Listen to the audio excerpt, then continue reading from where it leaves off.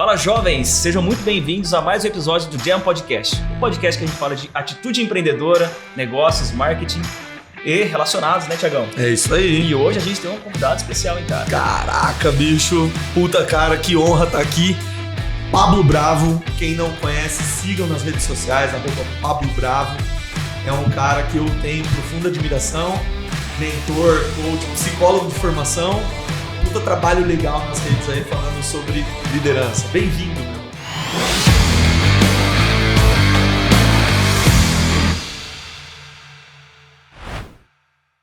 Pô, cara, assim você me deixa até sem jeito aqui. Muito bom, é um prazer enorme estar aqui com vocês hoje, aqui falando sobre assuntos tão importantes e interessantes, né? E ao mesmo tempo com pessoas assim que eu tenho um certo apreço, uma certa conexão muito forte, uma amizade muito forte também. E com certeza eu vou ser muito aluno aqui hoje também, né? A gente vai falar bastante sobre liderança, empreendedorismo, e eu tenho uma certa afinidade com esse assunto porque ele tem muito a ver também com autoconfiança. Tem muito a ver também com autoestima, tem muito a ver com a psicologia em si. E é um assunto que eu adoro falar. Espero que eu possa contribuir de alguma forma. Sensacional. Cara, eu vou ser o cara que faz a primeira pergunta, mas eu só queria fazer um relato. Eu conheci o Pablo agora, hoje, né? Há, 40 minutos atrás, e o cara chega analisando já, né? Sem falar, mas você já percebe. Isso é mal de psicólogo. Não tem jeito, não tem como separar uma coisa da outra. O cara já tem um raio-x, bicho. Ele é a estratégia, né? Cara, é sensacional. Mas é interessante você falar isso porque muitas vezes a gente aprende na escola ou na faculdade coisas que a gente nunca vai usar na vida, né? Por exemplo, MMC. Você lembra que você aprendeu MMC na faculdade? Quando que você usou isso na sua vida? Mínimo múltiplo comum. Múltiplo comum. A gente nunca usa, mas de repente, se a gente pudesse aprender um pouquinho mais sobre pessoas, fazer leitura de pessoas, comunicação, isso a gente deveria aprender na escola, né? Porque se a gente for analisar, é o que a gente faz todos os dias. A gente conversa com a família, a gente conversa com amigos, conversa também com colegas no trabalho, e muitas vezes a gente não consegue nem se conhecer. Né? A gente se olha no espelho e não entende muito o que acontece dentro da gente. Então eu acho que esse tipo de conhecimento não devia ficar restrito à psicologia, não.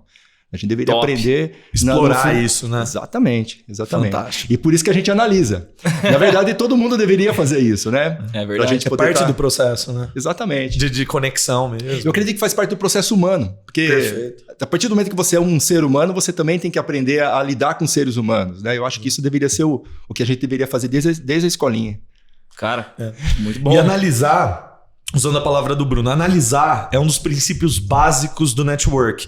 Porque a gente que estuda empreendedorismo, que troca, que está nesse meio, que tem esse convívio, que vive essa cultura acima de tudo, a gente sabe que o princípio básico do network é servir. Né? É sempre você demonstrar interesse por. Então, a teórica estratégia de análise, como o Bruno relatou do Pablo, passa por demonstrar interesse sobre o ser humano. É sobre perguntar, sobre olhar nos olhos, sobre a empatia, o cuidado. E para mim, eu abro aqui a primeira pergunta. Na realidade, não é um jogo de perguntas e respostas, é uma troca. Mas com o que eu leio, eu conheço o Pablo há mais ou menos um ano, uma baita conexão. Eu tenho uma profunda admiração pela pessoa, por como ele se comporta acima de tudo, pelas decisões que ele toma. E eu diria que a maior competência, a maior skill que eu vejo nesse cara é a empatia. Ele está o tempo todo projetando o outro e no outro valor. E eu já dei esse feedback a ele outras vezes, né? Então é uma puta oportunidade. E eu queria que você construísse para a galera que está aqui, que tem uma empresa, né, que lidera, ou que está construindo uma carreira, que está visando o próximo passo, desenvolvimento, enfim, seja lá em que fase a pessoa que estiver ouvindo a gente estiver, Pablo, divide um pouco como foi tua história, como chegar até aqui. Quando eu te dei esse feedback, você se identificou, você agradeceu, você falou, cara, obrigado, eu já ouvi isso, mas ouvi de você, ouvi desse jeito, me ajuda. O que é que construiu o Pablo Bravo? Quem é Pablo Bravo? Bom, primeiramente, obrigado pelas palavras. Eu fico bastante lisonjeado mesmo, porque vindo de você, é um cara que eu admiro demais, e é engraçado você falar de empatia, porque você é uma das pessoas que eu conheci que tem essa habilidade muito aguçada. E muito junto mesmo. Nessa. Porque quando a gente fala de empatia, é interessante fazer essa conexão com a outra palavra que você utilizou, que é servir. E muitas vezes a gente acaba não entendendo que antes do colhimento, né? Antes de você colher um fruto, você primeiro precisa plantar esse fruto. Boa. E muitas pessoas são conectadas com a palavra, com a ideia de bom senso. Se a gente fala bom senso, né? O que é o bom senso? Sendo que todas as pessoas passam por experiências diferentes na vida, têm uma formação diferente, vêm de famílias diferentes, culturas diferentes, formas diferentes de pensar a mesma coisa. Se a gente for parar para pensar, se a gente for começar a analisar realmente o que é bom senso, a gente vai entrar num paradoxo, certo? Cada um tem um bom senso, né? Acho que é isso. Uma verdade absoluta, né? Quando a gente começa a frase falando assim, olha, mas a verdade aqui... Mas espera aí, a verdade de quem? Qual verdade, né? Qual verdade? Foi construída em cima de que parâmetro? E dizem que a verdade é um objeto tridimensional, né? Que depende do ponto que você olha, você está vendo um objeto diferente. Fantástico, fantástico. Se a gente for analisar, por exemplo, só a questão de alimentação, para ser um tema assim, fácil de ser observado. Você comer, por exemplo, carne de cachorro aqui no Brasil é uma coisa, você comer carne de cachorro na China é outra coisa. Você se alimentar, por exemplo, de um gado aqui é uma forma, na Índia é de outra forma. Então, qual é a verdade? Né? Olhando para esse prisma da alimentação em si. E a empatia, ao meu ponto de vista, a empatia é você se esforçar para entender qual é o modelo de mundo do outro. Boa. Uau, top. É você se esforçar, porque se você se esforçar de uma maneira bastante assim enfática, você vai conseguir também se encontrar no outro de alguma forma. Boa. Perfeito. Se a gente pega duas crianças de 1 ano de idade, né? Minha filhinha está aqui, você também tem um filho, né? Sim. Você vai perceber que com 1 ano de idade, uma não consegue entender onde uma começa, onde a outra termina, né? Não consegue ver essa separação. Só que você pega as mesmas crianças, 20 anos depois, coloca uma de frente com a outra, existem muitas diferenças aí. E aí, o que foi construído nesses 20 anos? Né? Quais foram as cascas que foram sendo desenvolvidas durante esses 20 anos? Então, se você analisar qualquer pessoa e começar a ter uma conversa, um diálogo, e você se esforçar para entender o modelo de mundo dela, muito provavelmente você vai se encontrar nessa pessoa também de alguma forma. Algum tipo de... E às vezes essa linguagem não é nem racional, às vezes é sentimental, é emocional. Você vai se encontrar na pessoa através de um sentimento. Uma identificação do que você sente a partir daquela troca ali. Perfeito. E quando você tem essa troca, quando você percebe esse ponto de conexão, você começa então a ter uma faísca, uma fagulha de um diálogo onde pode se tornar um incêndio, uma chama. Né? Um relacionamento. Onde os dois se conectam de uma forma onde você consiga entender como melhor servir essa pessoa. Perfeito. E às vezes é um sorriso, você vai estar melhor servindo ela, um abraço, às vezes falando sobre um assunto familiar que ela não tem essa facilidade de conversar com outras pessoas. E aí vem a base de toda a psicologia, toda a terapia psicológica. Perfeito. Né? O que é que cabe em cada vínculo, né? É um pilar da psicologia, você fazer um mapeamento, empatia é escolher viver o que causa conexão. Perfeito. E eu sempre digo que o processo terapêutico do psicólogo, ele é montado em cima da empatia. Você entra em contato com o mundo da pessoa e você, através de perguntas, faz com que a pessoa ela se mova dentro desse mundo dela de formas que ela antes nunca se movimentou. Olha só. Através de perguntas, mas disso dentro do modelo de mundo dela e não do seu. Psicólogo que dá opinião não é psicólogo, é consultor. Certo? Ou é um mentor. Psicologia em si, ela é trabalhada dentro do modelo de mundo da pessoa. Então, eu não sei o que veio primeiro, Thiago, respondendo a sua pergunta sobre a construção do Pablo Bravo. Eu não sei se veio a empatia para depois me tornar um terapeuta psicólogo ou se primeiro veio a ideia de me tornar um terapeuta que me desenvolveu como uma pessoa empática, vamos dizer assim. Eu acredito muito que foi uma mistura dos dois, mas... existe uma questão muito importante, antes de começar a falar da minha história, que eu tô com essa pergunta na minha cabeça ainda, tá? Fica tranquilo, cara, bora. Vamos lá. A questão do respeito, cara. Respeito. Eu acho que o respeito e a empatia, eles andam juntos. Legal. Quando você tem empatia por alguém, na minha opinião, você está tendo respeito pela vida daquela pessoa. Você está tendo respeito pelo modelo de vida daquela pessoa. E o respeito ele está muito mais voltado com o outro do que com você mesmo. A gente marcar um horário, né? Vamos estar em tal local às 10h30. Quando você combina isso com alguém, você está respeitando a vida daquela pessoa. Porque aquela pessoa ela tem outros afazeres, ela tem família, ela tem outros compromissos. E você combinar com ela um horário é porque você está se prontificando a ter respeito pela vida daquela pessoa. Boa. Uau. E quando você não cumpre isso, o que acontece? Essa pessoa, naquele momento você não está tendo esse respeito com a vida dela, você não está respeitando as escolhas que ela poderia ter tido, né? Naquele tempo em que você tirou da vida dela, de alguma forma.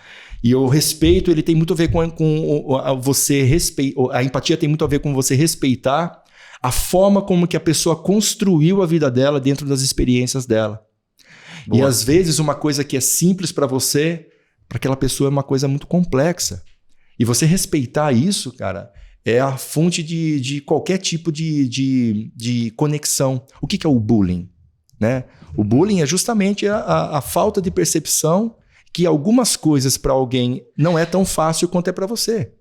Aí é mais fácil eu me movimentar de uma forma em grupo, mostrando que aquela pessoa tem uma certa dificuldade, né? E que eu não tenho essa dificuldade. Uma forma até de eu também me reafirmar, né? Que eu não tenho essa dificuldade. E a minha vida, ela foi construída muito em cima disso. Eu sofri muito bullying quando eu era criança. O meu pai, ele veio de uma construção familiar religiosa muito forte. E eu e meus 2 irmãos, nós nos desenvolvemos dentro dessa cultura. E muitas vezes, naquela época, eu era colocado de escanteio pelos meus amigos justamente por causa dessa construção. Tá? E eu fiquei muito firme nessa construção até meus 12 anos, depois eu acabei me desandando. Conta o lado escuro de Pablo Brown. Eu sempre fui muito questionador, né? Então, assim, chegou um momento da minha vida que eu comecei a questionar tudo. E nesse momento que eu comecei a aprender muito. Legal, Porque eu fui buscar outras fontes de informação também. Mas eu percebo que meus irmãos, por exemplo, eles sofriam bastante bullying também. Então, eu não sei se foi por causa dessa situação que eu comecei a desenvolver respeito até mesmo por pessoas mais frágeis, né? Porque eu me identificava com elas. Pela falta de sentir respeito. Olha aí. Você foi buscar. Eu fui buscar me desenvolver em relação a isso. Eu sempre encontrava alguém assim que estava sendo excluído na sala de aula, eu ia conversar com essa pessoa. Perfeito. Quando eu saía assim nas noites, né? Eu sempre buscava aquela menininha que estava mais quietinha. Eu não queria aquela que estava dançando. Não, eu quero que aquela tá quietinha ali. Eu quero conversar com ela. Eu sempre tive essa aproximação muito mais forte com pessoas que estavam sendo excluídas de alguma forma. E isso foi me trazendo muitas oportunidades, porque eu fui conhecendo universos que não eram tão explícitos assim. Boa, cada pessoa é um universo. E ele é esse cara, assim. Bom, primeiro que eu ouvi o Pablo aqui, dá pra passar o dia ouvindo, que é de um poder de construção incrível, né? Mas eu conheci em treinamentos imersivos em São Paulo, com um mentor em comum. E o Pablo é aquele cara que rolou uma super identificação, a gente se encontrou várias vezes já. Ele sempre tava com uma pessoa diferente em algum canto. Sempre algum cantinho e com uma pessoa diferente. Bateram um papo assim? Batendo um papo, desenvolvendo ali, ouvindo a pessoa. Pô, como é que é a tua história? Como é que eu posso te servir? É sensacional. Legal. Eu até chegou um momento assim da nossa história juntos, da amizade, que eu cobrei ele. Falei, pô, você não almoça com a gente aqui? Senta aqui, cara. Vamos almoçar, pô. Não é amigo ou não é amigo? Você lembra disso, Pablo? Lembro. Falei, pô, qual que é? Eu não tinha entendido o jogo que ele tava jogando ainda. Uhum. Aí ele, calma, cara. Tem muita gente.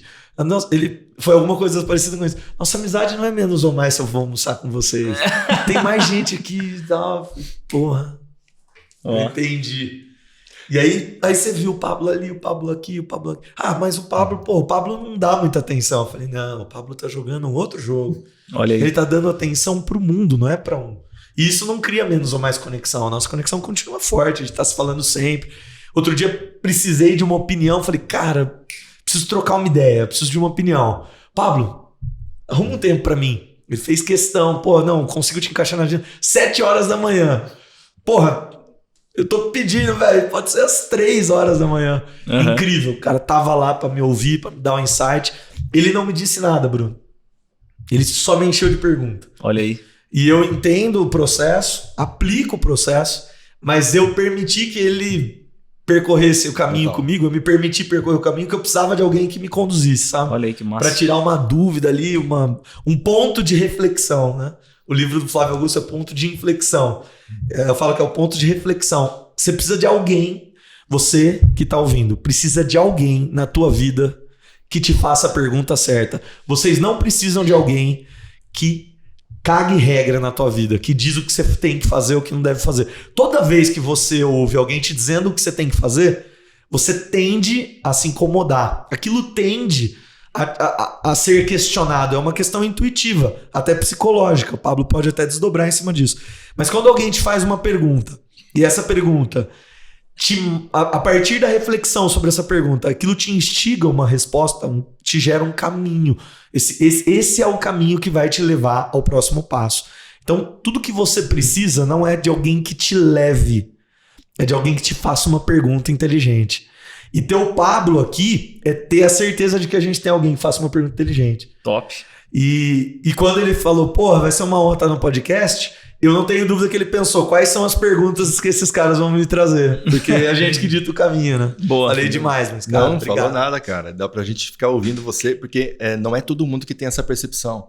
É incrível, né, quando você relata isso, porque eu tô sabendo agora, através de você, a sua percepção, o seu olhar, através do meu comportamento. Né? E isso faz total diferença, porque não é todo mundo que percebe isso, Brunão. Pode crer. Às vezes, por exemplo, se eu tivesse tido a mesma atitude com uma outra pessoa, talvez não fosse o Thiago, essa pessoa não entenderia que eu não fui almoçar com ele, ele começaria a imaginar que talvez ele tenha falado alguma coisa que me ofendeu e por isso eu não quero mais almoçar com ele, alguma coisa nesse sentido.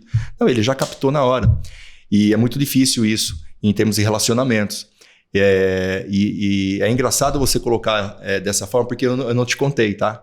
Mas o próprio horário da conversa já é estratégico. Quando eu coloco que a gente vai conversar às 7 horas da manhã, se tem uma pessoa que ela está querendo realmente se desenvolver, ela vai acordar às 6 horas da manhã, vai se tomar um banho, alguma coisa, vai se preparar para uma conversa. Para isso. Né? Boa. Se a pessoa começa, 7 horas... Tem como ser Nossa, 9? cara, vamos 9 horas. Não tem um outro horário durante a tempo. Essa pessoa não está querendo se transformar. E 80% do processo, de qualquer processo de transformação, ele começa numa coisa que nós chamamos de iniciativa. A pessoa ela tem que estar querendo. Se a pessoa está querendo, traz para mim. Porque através das perguntas ela só vai entender o como. Agora, se ela não está querendo, eu não tenho muito o que fazer. Primeiramente, ela precisa entender que ela está querendo. E isso é uma forma de eu selecionar também meus clientes. E isso parte muito também do que a gente vai falar daqui a pouco, que é a liderança. A liderança vem muito das perguntas. Uma liderança bem estruturada, ela é baseada no desenvolvimento de pessoas e não em você cobrar resultados. Né? Cobrar resultados não é um papel de um líder, né? É muito mais um papel de... Hoje não é nem de um gestor, hoje é de um aplicativo. Um aplicativo cobra resultados. É mapeável, né? Totalmente. Ô, Bruno, que pergunta você faz pra galera aqui na CZ como líder? Tipo, Caramba. que instrumento você toca? Que pra quando a gente vai contratar, CZ Band? no processo seletivo, assim, você fala? Por exemplo. Cara, vamos lá. Eu sei que existem muitas metodologias, mas eu gosto de usar a minha própria, que é bater um papo com a pessoa. Eu confio muito no meu feeling na hora de entender uma pessoa. Até tava comentando com ele antes da gente começar, que muitas vezes eu tô, sei lá, num restaurante, um garçom me atende bem, e aí eu até falo sobre isso, que tem muito a ver com a empatia, né? Mas o cara que te atende bem, eu olho pra esse cara e falo, cara, esse cara trabalharia bem em qualquer lugar. Exato. Né? Ele tá aqui como garçom, mas ele está garçom, ele poderia estar outra coisa, né? Não tô falando mal de garçons, pelo amor de Deus. Tô dizendo que você percebe pelo jeito da pessoa que aquela pessoa faria bem qualquer coisa. Porque tá muito mais sobre a atitude dela, comportamento. E não querendo te cortar de forma alguma, mas aproveitando a sua deixa, eu acho que pensando agora, o que me fez desenvolver muito a minha empatia foi justamente porque eu trabalhei de garçom. Olha aí. Eu trabalhei de garçom uma época da minha vida. Tudo combinado, tá? Eu não sabia. Cara. Eu sabia. Por isso que eu falei. E o garçom, ele também é uma das melhores fontes de avaliação se aquela pessoa ela pode ser um excelente empreendedor. Olha aí. Porque o que ele faz naquele momento se não servir? Totalmente. Servir né? pessoas. Uau, literal. E se ele faz isso no micro, ele faz no macro. Sim. Né? Inclusive, uma forma a gente está falando aqui de perguntas para fazer recrutamento e seleção de pessoas. Uma das coisas que eu faço quando eu vou recrutar e selecionar pessoas para trabalhar para mim é almoçar com essa pessoa num restaurante, justamente para ver a forma como que ela trata o garçom. Olha aí. Caraca. Porque naquele momento, não importa o poder aquisitivo que essa pessoa tenha, o garçom ele está sendo um funcionário dela. Sim, ele claro. está servindo ela. Então, dependendo da forma como ela conversa, dependendo da forma como ela fala obrigado, como ela olha nos olhos, mesmo que ela não queira aceitar, né, o que o garçom está servindo, mas ela fala obrigado, né? Dependendo da forma como que ela se comunica ali, a gente consegue perceber se naquele momento ela tem um nível de desenvolvimento empático suficiente, até mesmo para liderar pessoas. Perfeito. Acabei de mudar meu RH inteiro agora. Exatamente. Alô, RH, vamos mudar o jogo. Eu até anotei aqui, ó, atendimento é sobre empatia.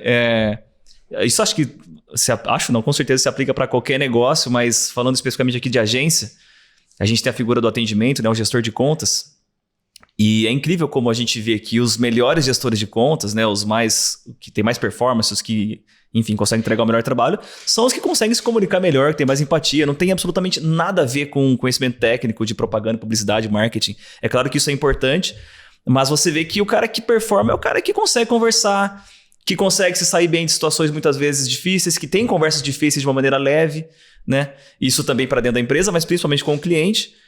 E tem muito a ver com o lance do garçom, né, cara? Porque ele não deixa de ser um garçom, né? Um cara que serve e traz, né? E fazendo isso da melhor forma possível, é o cara que vai conseguir bons resultados, com certeza. Não, com todo. Com isso dá pra dizer que um psicólogo é um garçom de pessoas, é um garçom de gente, olha de só, alma. Interessante. Bem, acabei de pensar nisso, cara. Tô filosofando aqui, cara. Garçom de gente, cara. De alma, né? Mas cuidado, hein? Boa. Cuidado que Mas Bruno, já me perguntaram, eu vou fazer aqui um take. Já me perguntaram o que o Bruno faz com o computador na mesa do podcast. Galera, pra quem não sabe, o Bruno usa óculos, né? Aqui ele faz questão de não usar óculos. Ó, pega essa aqui. aí eu fico com um texto gigante aqui, né? Aí ele usa uma fonte 200 para anotar palavras de engajamento da conversa. Tá esclarecido para todo mundo que me perguntou o que é que ele faz com o notebook aqui. Na verdade, não são listas de perguntas. Não é Free Fire. Eu não tô jogando...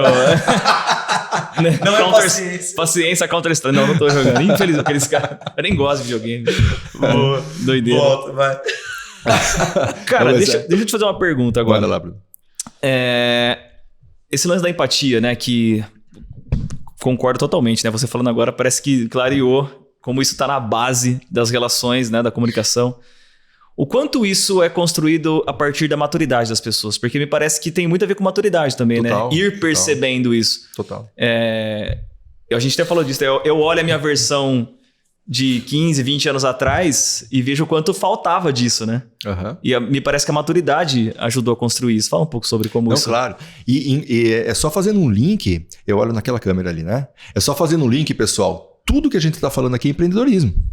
Tudo. Porra. Porque o empreendedorismo ele está baseado na comunicação, né? E na conexão com pessoas. Empresa é feita de pessoas. Inclusive, eu vou contando minha história aos poucos, tá? Inclusive, uma das minhas formações acadêmicas também é administração de empresa. Então, eu tenho administração e psicologia. E não dou conta de falar todas as formações desse cara. Não, mas e processamento de dados também. Eu faço sistemas de computador. Então, caraca, como que eu consigo conectar tudo isso? E sou biólogo também. E também sou astronauta, né? E também sou chefe de cozinha, né? Ganhei a Champions League, tocando uma banda de rock. Ganhei a Champions League. E sou pré-candidato à presidência. E aí, como que você faz a conexão de empresa, pessoas e sistemas, né? Uhum. É tudo a ver, tem tudo a ver. Uma empresa é formada por pessoas, a empresa não é formada por paredes, né? Por móveis, uma empresa é formada por pessoas. E sistemas, né? Conforme a gente vai analisando, nós construímos os nossos comportamentos e nossos pensamentos automáticos ao longo da vida. O que a gente chama de crença, o que é uma crença? Crença não é nada mais do que um pensamento que você vem reforçando ele ao longo da vida. Recorrência. E não existe, no meu ponto de vista, crença fortalecedora. Todo tipo de crença te limita. Por quê? Porque a crença ela faz você ser menos empático. Qualquer tipo de crença. Uau. você não consegue entender o modelo de mundo da pessoa. Eu já tive várias... Porque a crença é sua e não é do próximo, é isso? Porque mais ou menos quando isso? você tem uma crença muito forte, mesmo que você, entre aspas, acredite que essa crença é fortalecedora, ela é fortalecedora para você. Boa. Só que quando você tem esse tipo de crença muito enraizado, você vai começar a cobrar que a outra pessoa pense assim também. Pode crer. Então ela te deixa menos empático. Então eu tenho a crença de que eu sou uma pessoa que consegue tudo desde que eu me esforce. Ótimo, crença fortalecedora. Aí uma pessoa que não consegue fazer isso, você vai fazer o que com ela? Você vai excluir ela da sua vida. Vai julgar. Inevitavelmente. Total. Então qualquer tipo de crença te limita. E eu sempre conto uma história muito rápida para poder ilustrar isso. Imagina que uma criança nasça lá naqueles Alpes suíços, sabe? Ela tem uma família, o pai dela é lenhador, o pai dela... corta árvores e faz móveis, e faz casas com árvores, vários tipos de madeira, enfim. Essa criança era criada dentro desse ambiente, ela mora numa casa feita, construída pelo pai junto com a mãe, uma casa feita de madeira, móveis de madeira. Pelo cheiro, ela já percebe qual o tipo de madeira, de tão identificada que ela está com aquela profissão, intimidada com aquela profissão que o pai tem. E, inclusive, essa profissão que fez com que o pai conseguisse sustentar essa família. Boa. Agora, uma outra criança que nasce, de repente, lá na Inglaterra, o pai e mãe professores acadêmicos, a casa dela é cheia de livros, já não é mais madeira, é livros. Né? Uhum. E o pai tem um costume de levar essa criança, a família em si, todo final de semana, para o parque da cidade e ficar numa sombra de uma figueira enorme, lendo livros e contando histórias. Boa. Então, uma criança é criada dessa forma e a outra é criada de outra forma. As duas passam na mesma universidade, mesma idade, né? Se encontram e no mesmo dia, no campus dessa universidade, as duas vão para o parque e encontram uma figueira enorme. Uau. Aquela criança que foi criada com o pai lenhador, ela olha para aquela figueira. O que ela pensa sobre a figueira? Puta, daria um belo móvel. Madeira nobre. Não, daria uma bela mesa, hein? Aquela outra criança que foi criada com os pais professores, ela olha para aquela figueira. O que ela pensa sobre a figueira? Uhum. Percebe que é uma percepção totalmente diferente. Agora eu te pergunto, qual das duas está certa? Perfeito. Qual das duas está errada? E aí, outra pergunta. Tenta convencer a criança que foi criada nos Alpes que aquela árvore não foi feita para ser cortada. Uhum. Agora tenta convencer a outra criança que aquela árvore daria uma bela mesa. daria uma bela mesa. Aí eu te pergunto, cara, e aí? Como que eu resolvo isso? Boa. Só existe uma forma de eu resolver isso. Empatia. Eu entender o modelo de mundo da pessoa. Não existe uma verdade. E se eu fico enraizado na minha verdade, eu vivo numa bolha, que eu não consigo me conectar com as pessoas desde que elas não pensem igual a mim. Só que se eu me conecto com pessoas que só pensam igual a mim, como que fica o meu desenvolvimento? Comprometido. Total. Então você vive dentro de uma bolha que você não consegue se desenvolver. Você não consegue ter pensamentos diferentes do seu. E quando Boa. você não tem pessoas que pensam diferente de você, você não se permite se desenvolver. E isso tem tudo a ver com o empreendedorismo. Porque se você contrata pessoas que pensam igual a você, você tem um time limitado. Você tem uma equipe que ela não consegue ter uma abrangência de habilidades na qual ela possa contribuir com você. Com certeza. Então, se você somente contratam pessoas que te agradam pelo comportamento ou pela forma de pensar, você tem um time limitado. Quando você se permite a se conectar com pessoas que muitas vezes até te desafiam, até mesmo questionam as suas ideias, porque pensam de uma forma diferente, você tem um time muito eclético, um time que ele consegue ter um poder de abrangência muito maior. E a liderança, ela está justamente em você desenvolver a pessoa dentro do modelo de mundo dela, dentro das habilidades que ela tem e não da forma como você gostaria que ela fosse. Perfeito. Desde que ela tenha esse ambiente, essa liberdade para ela poder se expressar de uma forma autêntica, ela vai te ver como um líder. Lembrando que liderança, se a gente já puder entrar... ela não é um cargo, ela é um merecimento. Boa. Você pode até ser líder hierarquicamente falando, mas para a pessoa te ver como um líder, ela tem que te aceitar. E não você tem que querer ser líder para ela, certo? Então, para ela poder te aceitar, ela tem que ter convicção de que próximo a você, ela está ficando cada vez melhor. Ela está se desenvolvendo, ela está aprendendo, ela está aprimorando, ela está tendo valor agregado perto de você. Aí ela vai te ver como líder. Boa, isso tem muito a ver com aquele vídeo que eu comentei com você. Lembra? Eu não te mandei, né, no fim. Não. Tem um vídeo na internet falando sobre isso. que eu não vou me lembrar exatamente aqui como é, mas é uma pessoa narrando um processo de criação de liderança a partir de um vídeo que é um festival de música, não sei se você já viu. Não.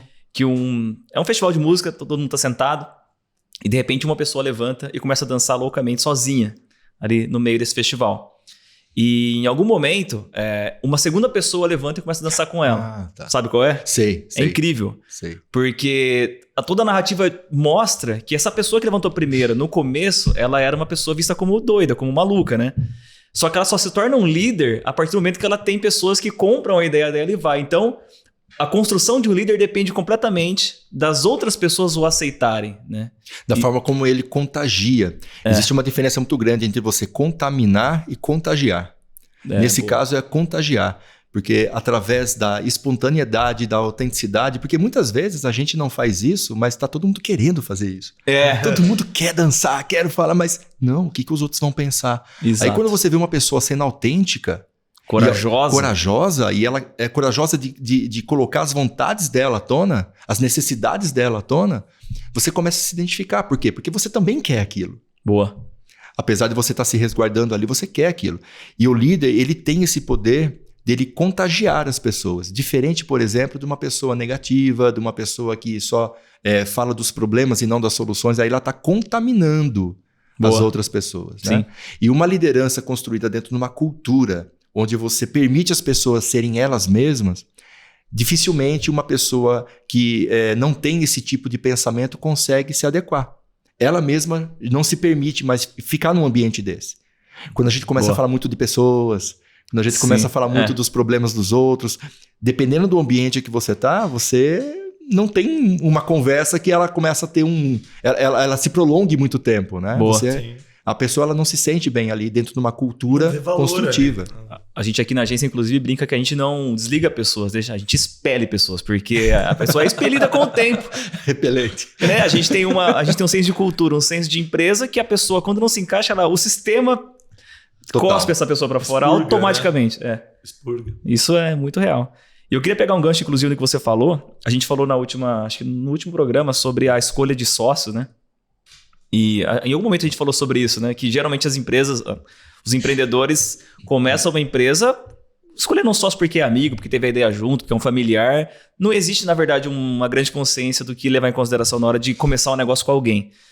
E como você falou aí agora de outras pessoas complementarem o que você às vezes não tem muito bem desenvolvido, se a gente tivesse desde sempre, como você falou na escola, já esse senso de empatia e de como as outras pessoas podem nos complementar, com certeza as empresas teriam muito mais sucesso, né? Porque a decisão de quem contratar e de quem chamar para ser seu sócio seria muito mais assertiva desde sempre, né? Total. Eu tenho vários cases que eu poderia estar colocando aqui para você de empresas que a única coisa que eu fiz quando eu entrei para fazer um trabalho de mentoria foi trazer consciência para o grupo societário da habilidade que cada sócio tem. Olha aí. E por não ter essa consciência, muitos deles estavam trabalhando em cargos que eles não conseguiriam ter nenhum tipo de resultado. Não chega na máxima performance, o cara não consegue explorar todas as habilidades. Faz parte do... Tem pessoas que elas lidam melhor com pessoas, mas elas são péssimas com tarefas. Ok, ela tem que ficar com pessoas e não com tarefas. Por exemplo, tem pessoas... você gosta de tabela de Excel? Eu? Pessoalmente, eu gosto. Adora. Você gosta de tabela de Excel? Não gosta. O Bruno, um pouquinho conversando com o Bruno, a gente percebeu que o Bruno ele tem duas habilidades que são totalmente... elas são opostas. Senta que lá vem a história. O Bruno... o Bruno ele tem uma habilidade que ele consegue lidar bem com pessoas, com processos criativos e ao mesmo tempo ele lida muito bem com processos racionais. E essas duas coisas são como água e óleo. Elas não se misturam. Perceba que geralmente as pessoas que conversam muito, que são muito expressivas, elas têm muita dificuldade com organização, dificuldade com tabelas, dificuldade com horário, dificuldade... Você vai ver a mesa dessa pessoa é uma bagunça, a gaveta também. Geralmente é assim. Por quê? Porque ela está num processo criativo muito grande e a pessoa que tem essa habilidade de criação, geralmente ela está fora da caixinha. Ela não está pensando de uma forma organizada as coisas. Porque se ela pensar de uma forma organizada, ela não é criativa. A controvérsia. Beleza, sou bipolar, já entendi, né? E essa questão criativa, você pode perceber que na hora que você está sendo criativo, dificilmente você está sendo organizado. Mas para você poder ser organizado, você tem que mudar uma chavinha dentro de você e falar, agora eu vou ser uma pessoa organizada. Agora Perfeito. eu vou pensar dentro da caixinha. E você tem essa facilidade de ir de um lado para o outro. Mas geralmente as pessoas elas não têm essa desenvoltura, essa habilidade que você tem. Não é à toa que você é empreendedor e você está tendo um empreendedor de sucesso. Não é à toa que você é uma referência. Obrigado. Né?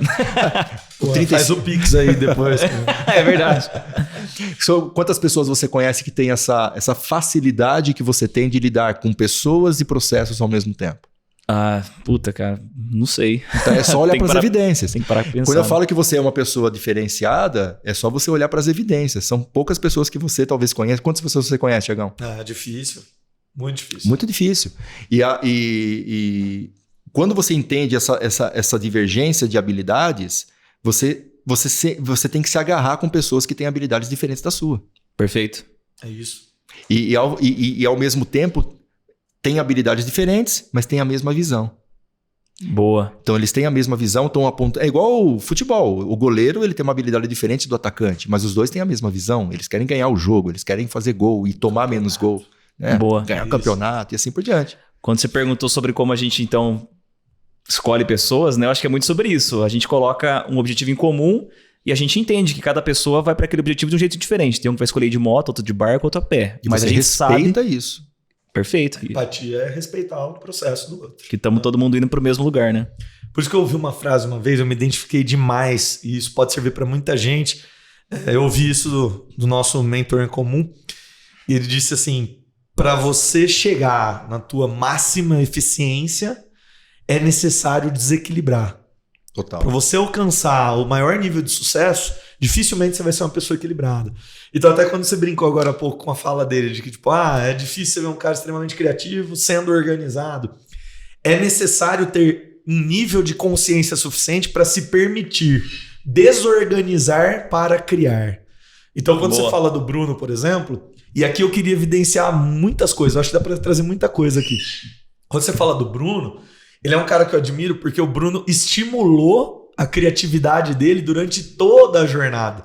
E o estímulo que ele fez pro lado criativo do cérebro, por acaso é o mesmo que conecta nós três. Os três somos, né? Hoje mais por hobby do que qualquer coisa, mas os três têm uma conexão, por exemplo, com a música. E esse é um estímulo cerebral que nós trouxemos, que hoje é a base que está circunscrita de alguma forma na nossa atuação e que está nessa mesa na conversa. E o Bruno é um cara que fez disso uma fase da vida dele, intensidade, com muita intensidade. Então dá pra ver, eu que tenho relacionamento, a hora que ele para e liga o botão criativo, a hora que ele para e liga o botão técnico e põe isso no papel. Peraí, deixa eu parar de pensar, vamos organizar a parada. Boa, fizemos isso ontem, né? Fizemos isso junto, né? Um business plan aí ontem e tal. E o legal quando você fala de música, música é uma das únicas atividades que ela consegue conectar 3 grandes áreas de atuação do ser humano. Primeiro, é a lógica, porque música é matemática. Pura. Né? Exato. Matemática. E ao mesmo tempo você está conectando a área criativa. Certo? Então você está usando a lógica, estímulo. você está usando também a área criativa e ao mesmo tempo você toca, muitas vezes, para que outras pessoas possam ser agradadas pela música que você toca. Então tem Sentimento, emoção, e não somente seu, mas também para o outro. Muitas vezes a gente toca só para nós, né? A gente quer só... Música é empatia. Total. Música é empatia. Total.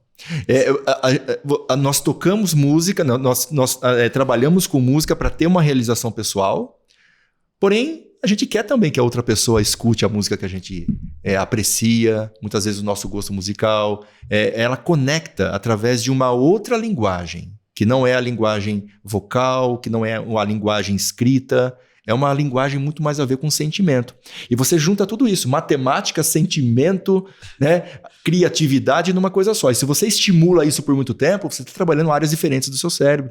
Boa. E aí você joga isso para uma vida de empreendedor, meu Deus, isso aí te traz assim, um universo expande a consciência. Muito maior. Muito maior. E eu não podia deixar de passar durante esse diálogo que vocês travaram aí há 2 minutos atrás, a habilidade do Pablo. Eu apresentei ele falando da empatia. É incrível como ele ergue a bola pra gente marcar o pênalti. Eu já fiz essa analogia pra ele o tempo todo. Ele coloca a bola na marca de pênalti, tira o goleiro e fala, vai, faz. Então ele vem dar o exemplo através de um diálogo que ele teve com você meia hora antes da gente entrar no ar. Incrível. E te descreve, né? Sim, não. E Incrível. a tua linguagem corporal afirma pra ele, porque eu sei que ele tá lendo a linguagem corporal, e ele faz isso com uma habilidade sensacional. Então a gente tá vendo um mestre em atuação aqui. Que oportunidade, hein, galera? Ô, Tiagão. Thiago, eu admiro demais ele. Porque você que acabou de levantar minha bola, não sei se você percebeu. Uma troca, né? Porra. E assim, muitas vezes a gente não vê muito isso na sociedade. As pessoas, elas olhando o outro naquilo que ele tem de melhor, né? E o líder, ele tem que fazer isso o tempo todo. Porque se ele não fizer isso, ele não vai saber aplicar o feedback de uma forma estruturada. O feedback, ele e aí acredito que sempre vai ser a ferramenta de maior desenvolvimento de pessoas que existe. Mas ele só pode ser bem aplicado quando você constrói o feedback no modelo de mundo da pessoa. Olha aí. Uau. É diferente de você construir um feedback direcionando a pessoa. Olha, eu percebi que você fez uma coisa errada aqui, a próxima vez faz isso. Isso não é um feedback. Perfeito. Isso não é um feedback. Feedback, quando eu falo, primeiro de tudo, a pessoa ela tem que ter tido treinamento para aquilo que eu vou aplicar um feedback. Eu falo que feedback sem treinamento, ele não é feedback, ele é reclamação. Você está reclamando da pessoa, você não está aplicando um feedback. Boa. Então, primeiro de tudo, tem que ter um treinamento. E treinamento, ele tem uma estrutura. Muitas pessoas acreditam que treinamento é você ir lá e explicar para a pessoa o que ela tem que fazer. Não, a explicação é a primeira parte do treinamento. Uma apresentação da ideia, para a pessoa ter uma noção do que você quer. Segundo, vem a demonstração. É você sentar e mostrar para a pessoa como se faz. E se você não tem a habilidade de demonstrar, você pega alguém que tem essa habilidade e demonstra. O terceiro ponto, aí sim é você colocar a pessoa para ela fazer na prática e você observa ela fazendo, pontuando o que ela precisa ser lapidada naquele momento. E esse é o momento em que o treinamento fecha. Porque quantas vezes a gente ouve uma explicação e a gente vai fazer aquilo que a gente ouviu e percebe que a gente não sabe nada. A gente acreditou que sabia, mas na hora de você fazer na prática, você fala, mas como é que faz aqui mesmo? Nossa, eu não lembro. Deixa eu olhar de novo no livro, deixa eu ouvir de novo o vídeo, né? Uma pergunta que você recebe que te desconcerta. Total, porque você não está esperando. A sua didática ao passar é uma coisa que eu percebo, uma dor de muitos líderes, imputando para te dar esse insight, você desdobrar. Claro. Eu percebo muitos líderes com dificuldade de passar. Então o cara até sabe o que ele quer, qual o objetivo, e ele muitas vezes sabe como faz, mas ele tem dificuldade na didática talvez na empatia. E qual que é a habilidade que nós temos para ter didática? Né? É empatia, passa por ela, não tem jeito. Eu diria que além da empatia, se fizer sentido você valida, é a comunicação. Total. Se a gente não tiver repertório, vocabulário, né? Muitas das vezes, gente, a linguagem não verbal, uma vestimenta adequada, algo que comunique junto com a tua fala, aquilo que você quer criar de percepção no seu interlocutor. Não adianta ser empático quando você não se posiciona dessa forma. A própria preocupação com a comunicação, ela vem da empatia. Porque se eu não me preocupo com o modelo de mundo do outro, eu não vou aprimorar a minha comunicação. Eu não vou procurar ter mais vocabulário, eu não vou procurar ter uma vestimenta diferenciada. Caraca. Quando eu tenho empatia, quando eu estou preocupado com o que o outro percebe através da minha comunicação, através de mim. Como é que é então, cara? Você que só vive no preto aí agora, entender que é empático projetar a percepção no outro. Não tenho a menor ideia do que eu tô fazendo aqui, cara. Não sei. Cara, Pablo, você não acompanha. Já é uma sátira aqui, quase todos os episódios, a gente falar que o Bruno não tem outra roupa a não ser o preto liso, tá? Mas eu não tenho. Não é um problema. Real. Já virou um problema agora, né? É uma constatação. É uma constatação. Cara, só tenho essa mas tem dado certo até agora, Brunão? Tem. Pronto. Né? Então você tá... Quer dizer, cara, você não tá sendo empático comigo. Eu tenho vindo de preto aqui só pra fazer par com você. Inclusive, eu tô me sentindo um peixe fora d'água aqui. Eu sou o único que não está de preto aqui hoje, né? Inclusive o pessoal da produção. Mas tem muito a ver a comunicação com a empatia, total. Eu ia até puxar esse gancho aí, porque a gente também falou disso no outro episódio. Eu me lembro, numa fase da minha carreira profissional, eu trabalhei numa multinacional. E eu me lembro que rapidamente eu percebi que para eu conseguir me desenvolver e participar das conversas e chegar onde eu queria chegar, eu precisava desenvolver minha comunicação. Que partia de eu saber falar as palavras que as pessoas falavam, entender os termos que elas usavam, ter o mesmo nível de de empatia também, né? De simpatia e empatia com todo mundo que estava ali naquela organização. E isso foi uma virada de chave muito grande para mim, porque quando eu aprendi aquilo, as coisas começaram a acontecer. E eu percebo que isso para algumas pessoas é uma limitação. As pessoas não querem muitas vezes, se sentem um pouco desestimuladas a falar, puta, para eu conseguir então chegar numa posição melhor, eu vou ter que mudar meu jeito, eu vou ter que parar de usar essa roupa, eu vou ter que parar de usar meu moletom e tênis e vou ter que começar a vestir um pouco melhor. Por mim, dentro eu penso assim, sim, vai. Só que muita gente tem essa limitação. O que você diria sobre isso? Como é que destrava isso na cabeça da pessoa para ela parar de ter essa...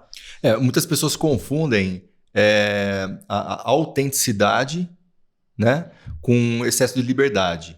Né? Boa. A partir do momento que você percebe que você vive numa comunidade e você vive dentro de regras e organizações, de pensamentos em conjunto, porque você tem pensamentos individuais e você também tem pessoas que pensam coletivamente. Então, a sua empresa, por exemplo, ela tem uma política interna. Sim. Ela tem uma cultura interna. Isso independe da política e da cultura de cada membro que trabalha nessa empresa. Perfeito. Então, a partir do momento que ela entra pelaquela porta, ela tem que se adaptar a essa cultura. Óbvio que essa cultura e essa política também tem que fazer sentido para ela. Tem que ter um ponto de conexão com a própria cultura dela. Boa. Se ela decidiu trabalhar aqui, então ela tem que seguir essas regras, esses pensamentos e também essa cultura. E muitas vezes, dentro de uma instituição, a vestimenta faz parte de uma cultura, faz parte de uma política interna, justamente para não haver nenhum tipo de desfoque do que você está fazendo ali. Agora, tem outros lugares, como por exemplo, na Google, né? São outros tipos de empresas que têm outro tipo de cultura, em que a vestimenta não faz nenhuma diferença. A forma como que a pessoa trabalha também não faz diferença. Isso vai depender muito da política e da cultura da empresa. Mas também temos que lembrar que existem política e cultura familiar. Qualquer tipo de instituição, qualquer tipo de grupo de pessoas, existem as suas políticas e as suas culturas internas. O que vai é você entender e respeitar isso. Se você não quer fazer parte, tudo bem, mas não precisa impor que você não faz parte, que eu sou autêntico, todo mundo vem aqui de terno e gravata, eu não vou vir, porque eu sou diferente, senão eu não estou sendo eu. Não, você faz parte dessa cultura, você decidiu fazer parte disso, e se você respeitar isso, você vai ter muito mais desenvoltura e muito mais aprendizado, muito mais conexão com as pessoas que estão ali. Mas isso vem muito... Eu comecei a aprender esse tipo de coisa na prática, não foi fácil, tá? Eu não pensei sempre assim na minha vida, não. Muitas pessoas falam que quem faz psicologia é para se entender. No meu caso, foi quase isso. Tá. Boa. Mas na minha história, eu tive que ser um empresário. Eu não escolhi ser. Eu tive que ser um empresário familiar, porque o meu pai, ele sempre foi um empreendedor nato, assim. Empreendedor não, ele foi sempre um vendedor nato. Boa. Né?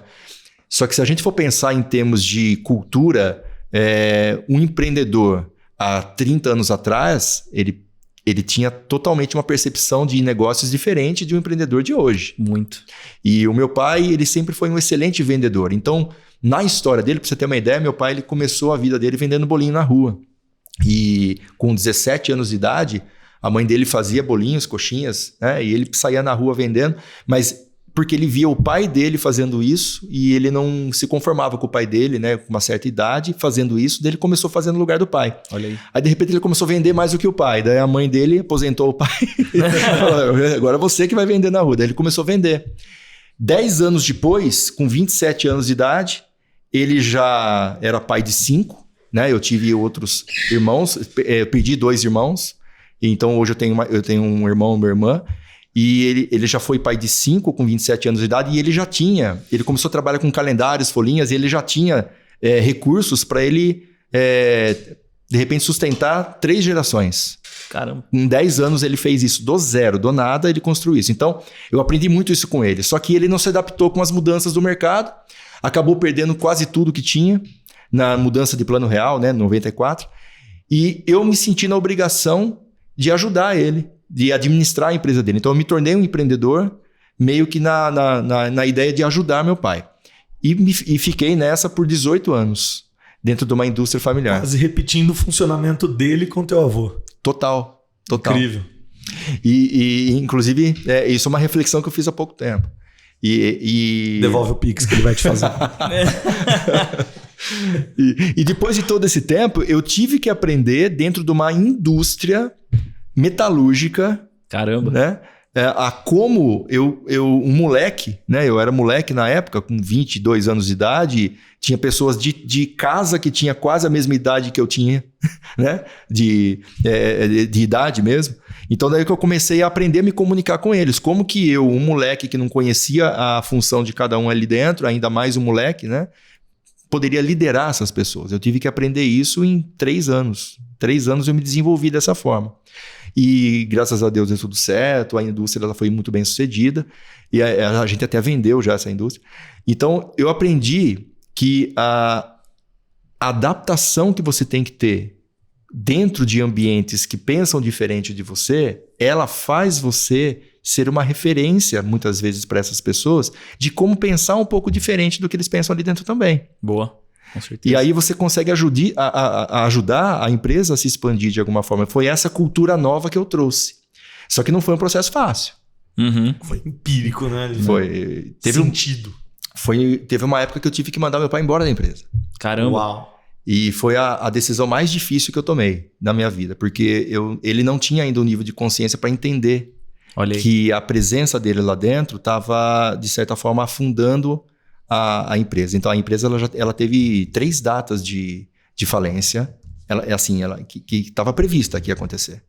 Isso foi em 2016. E eu fiz isso, eu falei, pai, olha, você vai ter que sair da sociedade porque eu tenho que tomar decisões diferentes da sua aqui e não tem como a gente manter a empresa dessa forma. Então, como a empresa estava no meu nome, eu fiz isso. 6 meses depois, a empresa ela saiu dessa situação que ela estava para aumentar 3 vezes o faturamento dela, porque daí eu fiz toda a reformulação que tinha que fazer. Aí meu pai voltou 6 meses depois e ele falou, filho, olha, agora eu tô entendendo o que aconteceu. E ele falou, obrigado e tal. Mas assim, não foi fácil. Não foi fácil porque tem certos momentos que você tem que tomar uma decisão que não é fácil. Mas foi justamente por isso que eu acabei tendo uma percepção diferenciada, né, de trabalhar em um local que não tem a ver com você, que é o que você estava me falando, mas mesmo assim você aproveitar o que aquilo pode te trazer de oportunidade. Porque é justamente os locais que não tem nada a ver com você que vai te estimular a fazer você sair da zona de conforto, aprender coisas que você jamais aprenderia se fosse partir da sua vontade. Sim, perfeito. Né? E com isso você consegue entender melhor até mesmo as pessoas que estão vivendo dentro desses ambientes que você jamais entraria. Caramba, é isso. Né? Você vira uma fagulha, né, de esperança até mesmo para essas pessoas. Porque o que eu mais escuto quando eu vou fazer um trabalho numa empresa é falar assim, nossa, cara, como que você consegue falar com tantas pessoas diferentes e todo mundo gostar de conversar com você? Porque eu não falo no meu mundo, eu falo no mundo delas. Olha aí.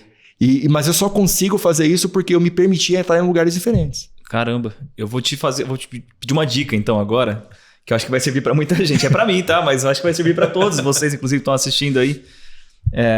Antes da pandemia, minha esposa, minha mãe, me perguntavam o que eu fazia, né? Porque para uma pessoa que trabalha com publicidade, a visão de quem tá de fora muitas vezes faz arte, faz outdoor, faz design, né? Faz coisa para rádio. Anúncio de jornal, né? E, na verdade, depois que você se torna um empreendedor na publicidade, você administra a empresa, né? Que é o meu caso. E eu tentava explicar para elas o que eu fazia durante o meu dia e é difícil você explicar. Até que veio a pandemia e eu comecei a fazer isso dentro de casa para elas verem, né? E aí depois um dia minha esposa chegou em mim e falou assim, eu entendi o que você faz reunião. O seu trabalho é fazer reunião. E basicamente eu só complementei, eu falei assim, não, eu não faço reunião, eu tenho conversas difíceis todo dia, né? E é muito sobre isso, eu percebo que ser líder é ter conversas difíceis, muitas vezes. E você deu um exemplo aí de conversa difícil, que foi com o seu pai, com certeza foi uma conversa muito difícil. Total. Ajuda a gente aí, cara, como é que melhora essas conversas difíceis? Existem conversas difíceis e existem conversas complexas. São diferentes.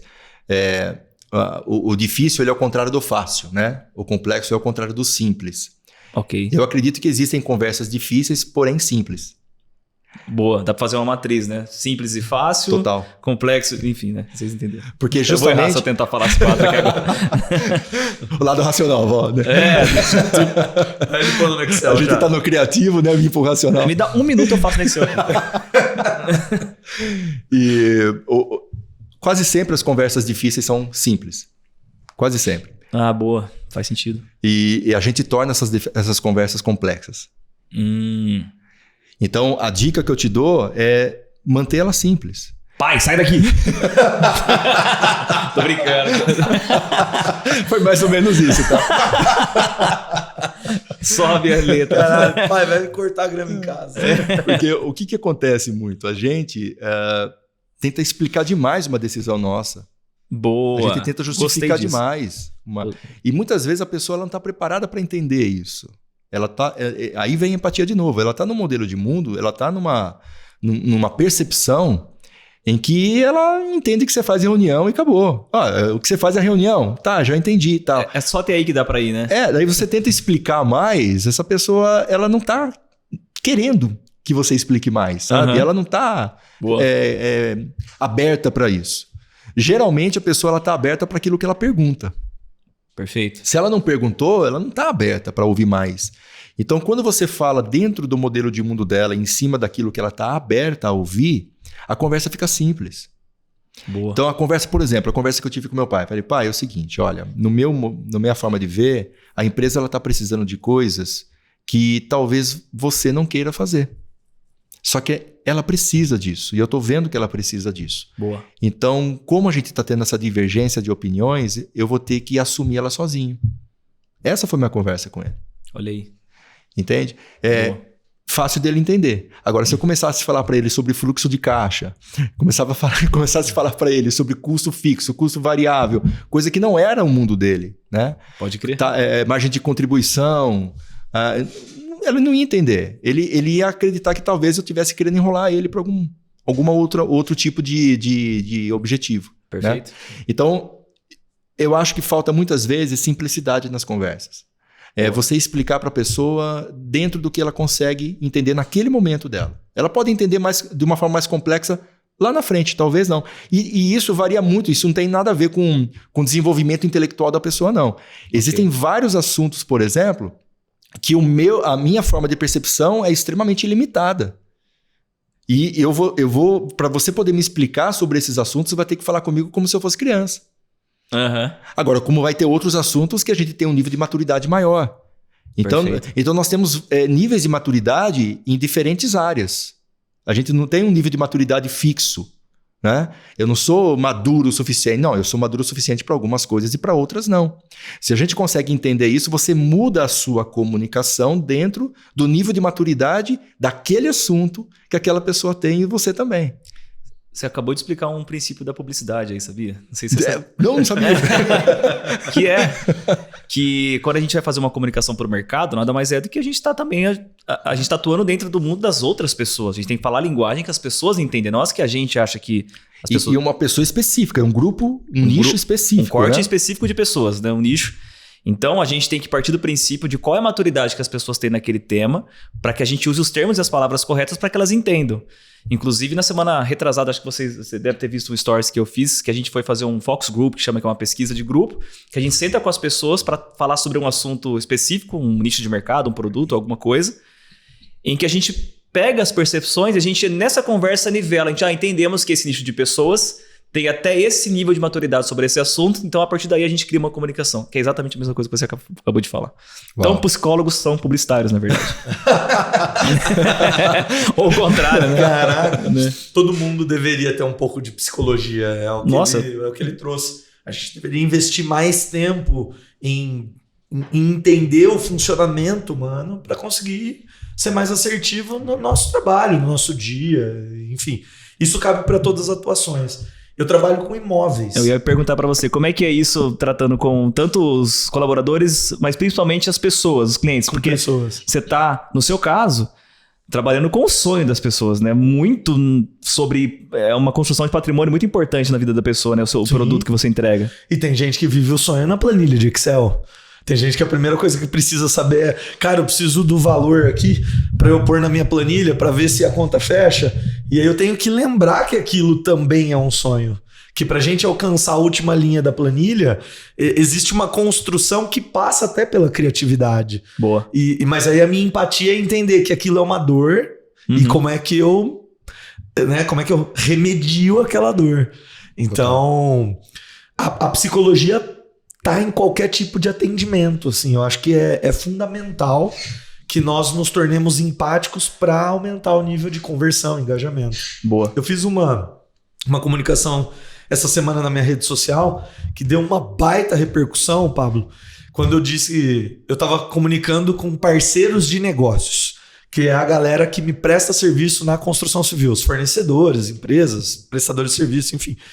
E eu disse, olha, não é que eu não queira disponibilizar do meu tempo para ouvi-los, porque eu sou altamente assediado no mercado, as pessoas querem ter uma oportunidade de apresentar os seus negócios para a minha empresa. E como CEO hoje, como um dos responsáveis, esses caras querem chegar até mim, por exemplo. Eu falei, galera, não é que eu não queira, mas talvez eu não deva estar disponível. É por isso que eu delego a alguém da minha equipe ouvi-los, porque é importante. A parceria, ela não é unilateral, ela é bilateral. Mas eu já tenho alguém que faz isso, porque eu tô pelo cliente. E estar pelo cliente é estar por vocês também, já que é o nosso cliente que mune esse giro todo. E aí eu acho que foi muito empático quando eu falei assim, eu sei qual é a tua dor e eu provavelmente sei o que você vai me dizer. Porque você está focado em me entregar um bom atendimento. Uhum. Mas eu te desafio, fornecedor, quando você tiver uma hora comigo ou com qualquer outro empresário, e nesse caso é empresário, você não deveria focar em vender um atendimento diferente. Você deveria focar em mostrar como diferenciar o teu posicionamento. O que para mim é uma coisa diferente. Atender bem talvez seja básico para você firmar uma parceria. Como é que você vai estabelecer uma parceria comercial com uma empresa que não atende bem? E eu fui enfático de que não é porque tem empresas que não atendem bem que passa a ser o seu diferencial ter um bom atendimento.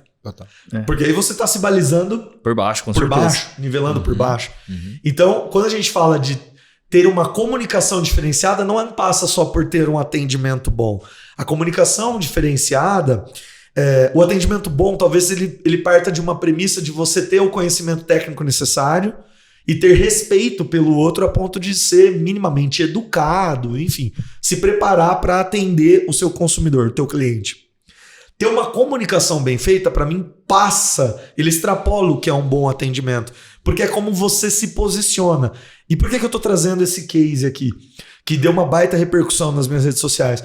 Porque para mim é empatia, se comunicar bem é empatia. O Pablo disse isso ao longo da nossa conversa. Não tem como se preocupar com a comunicação, com o posicionamento, se você não pôr empatia no negócio.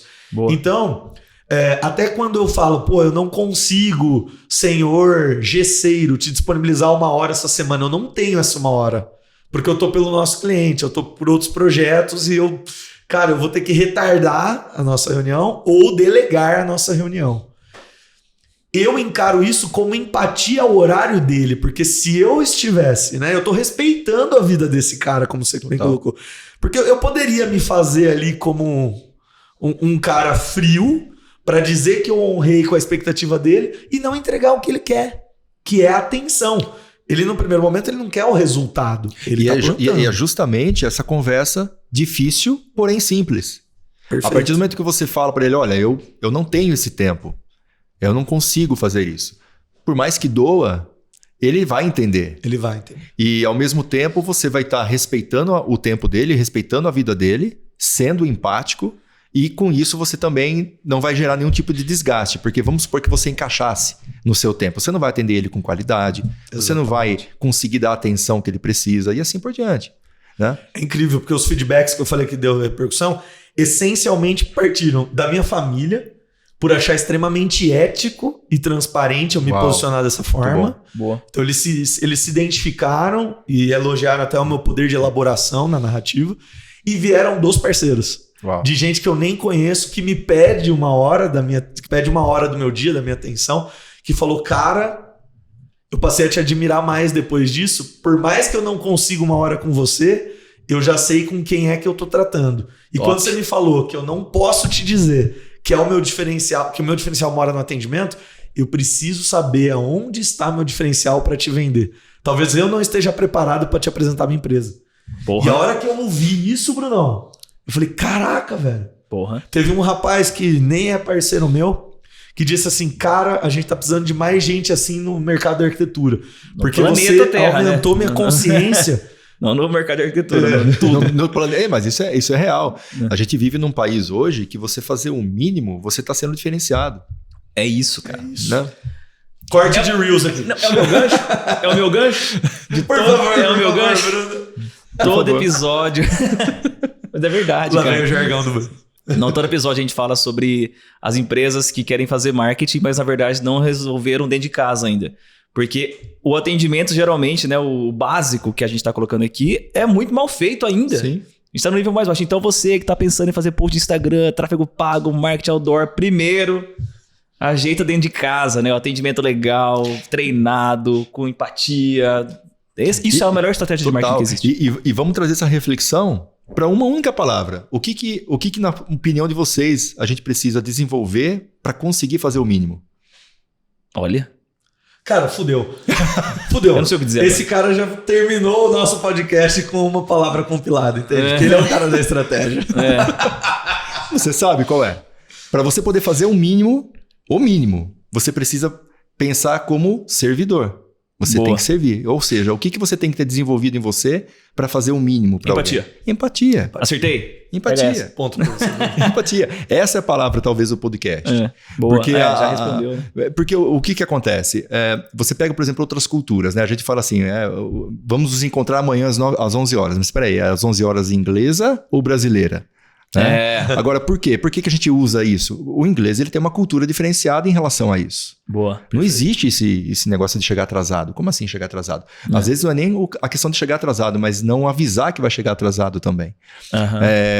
Eu estava comentando com a minha esposa vindo aqui, eu até perguntei, mas mudaram alguma coisa em relação à lei de trânsito? Porque eu não estou vendo mais as pessoas respeitarem semáforo vermelho.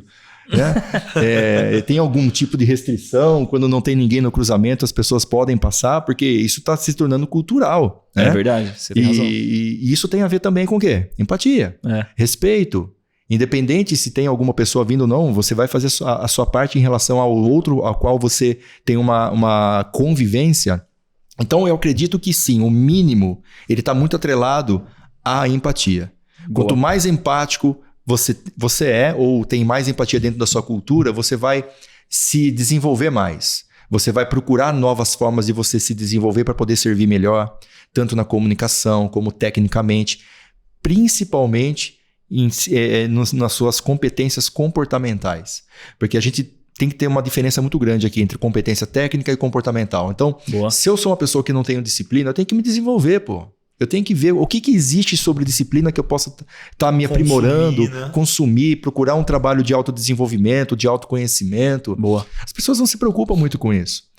Eu, por exemplo, eu faço um trabalho de autodesenvolvimento com outro profissional. Por quê? Porque quem está dentro da garrafa não vê o rótulo. Olha aí, cara, deixa eu anotar isso. Caraca. Isso é um corte aqui.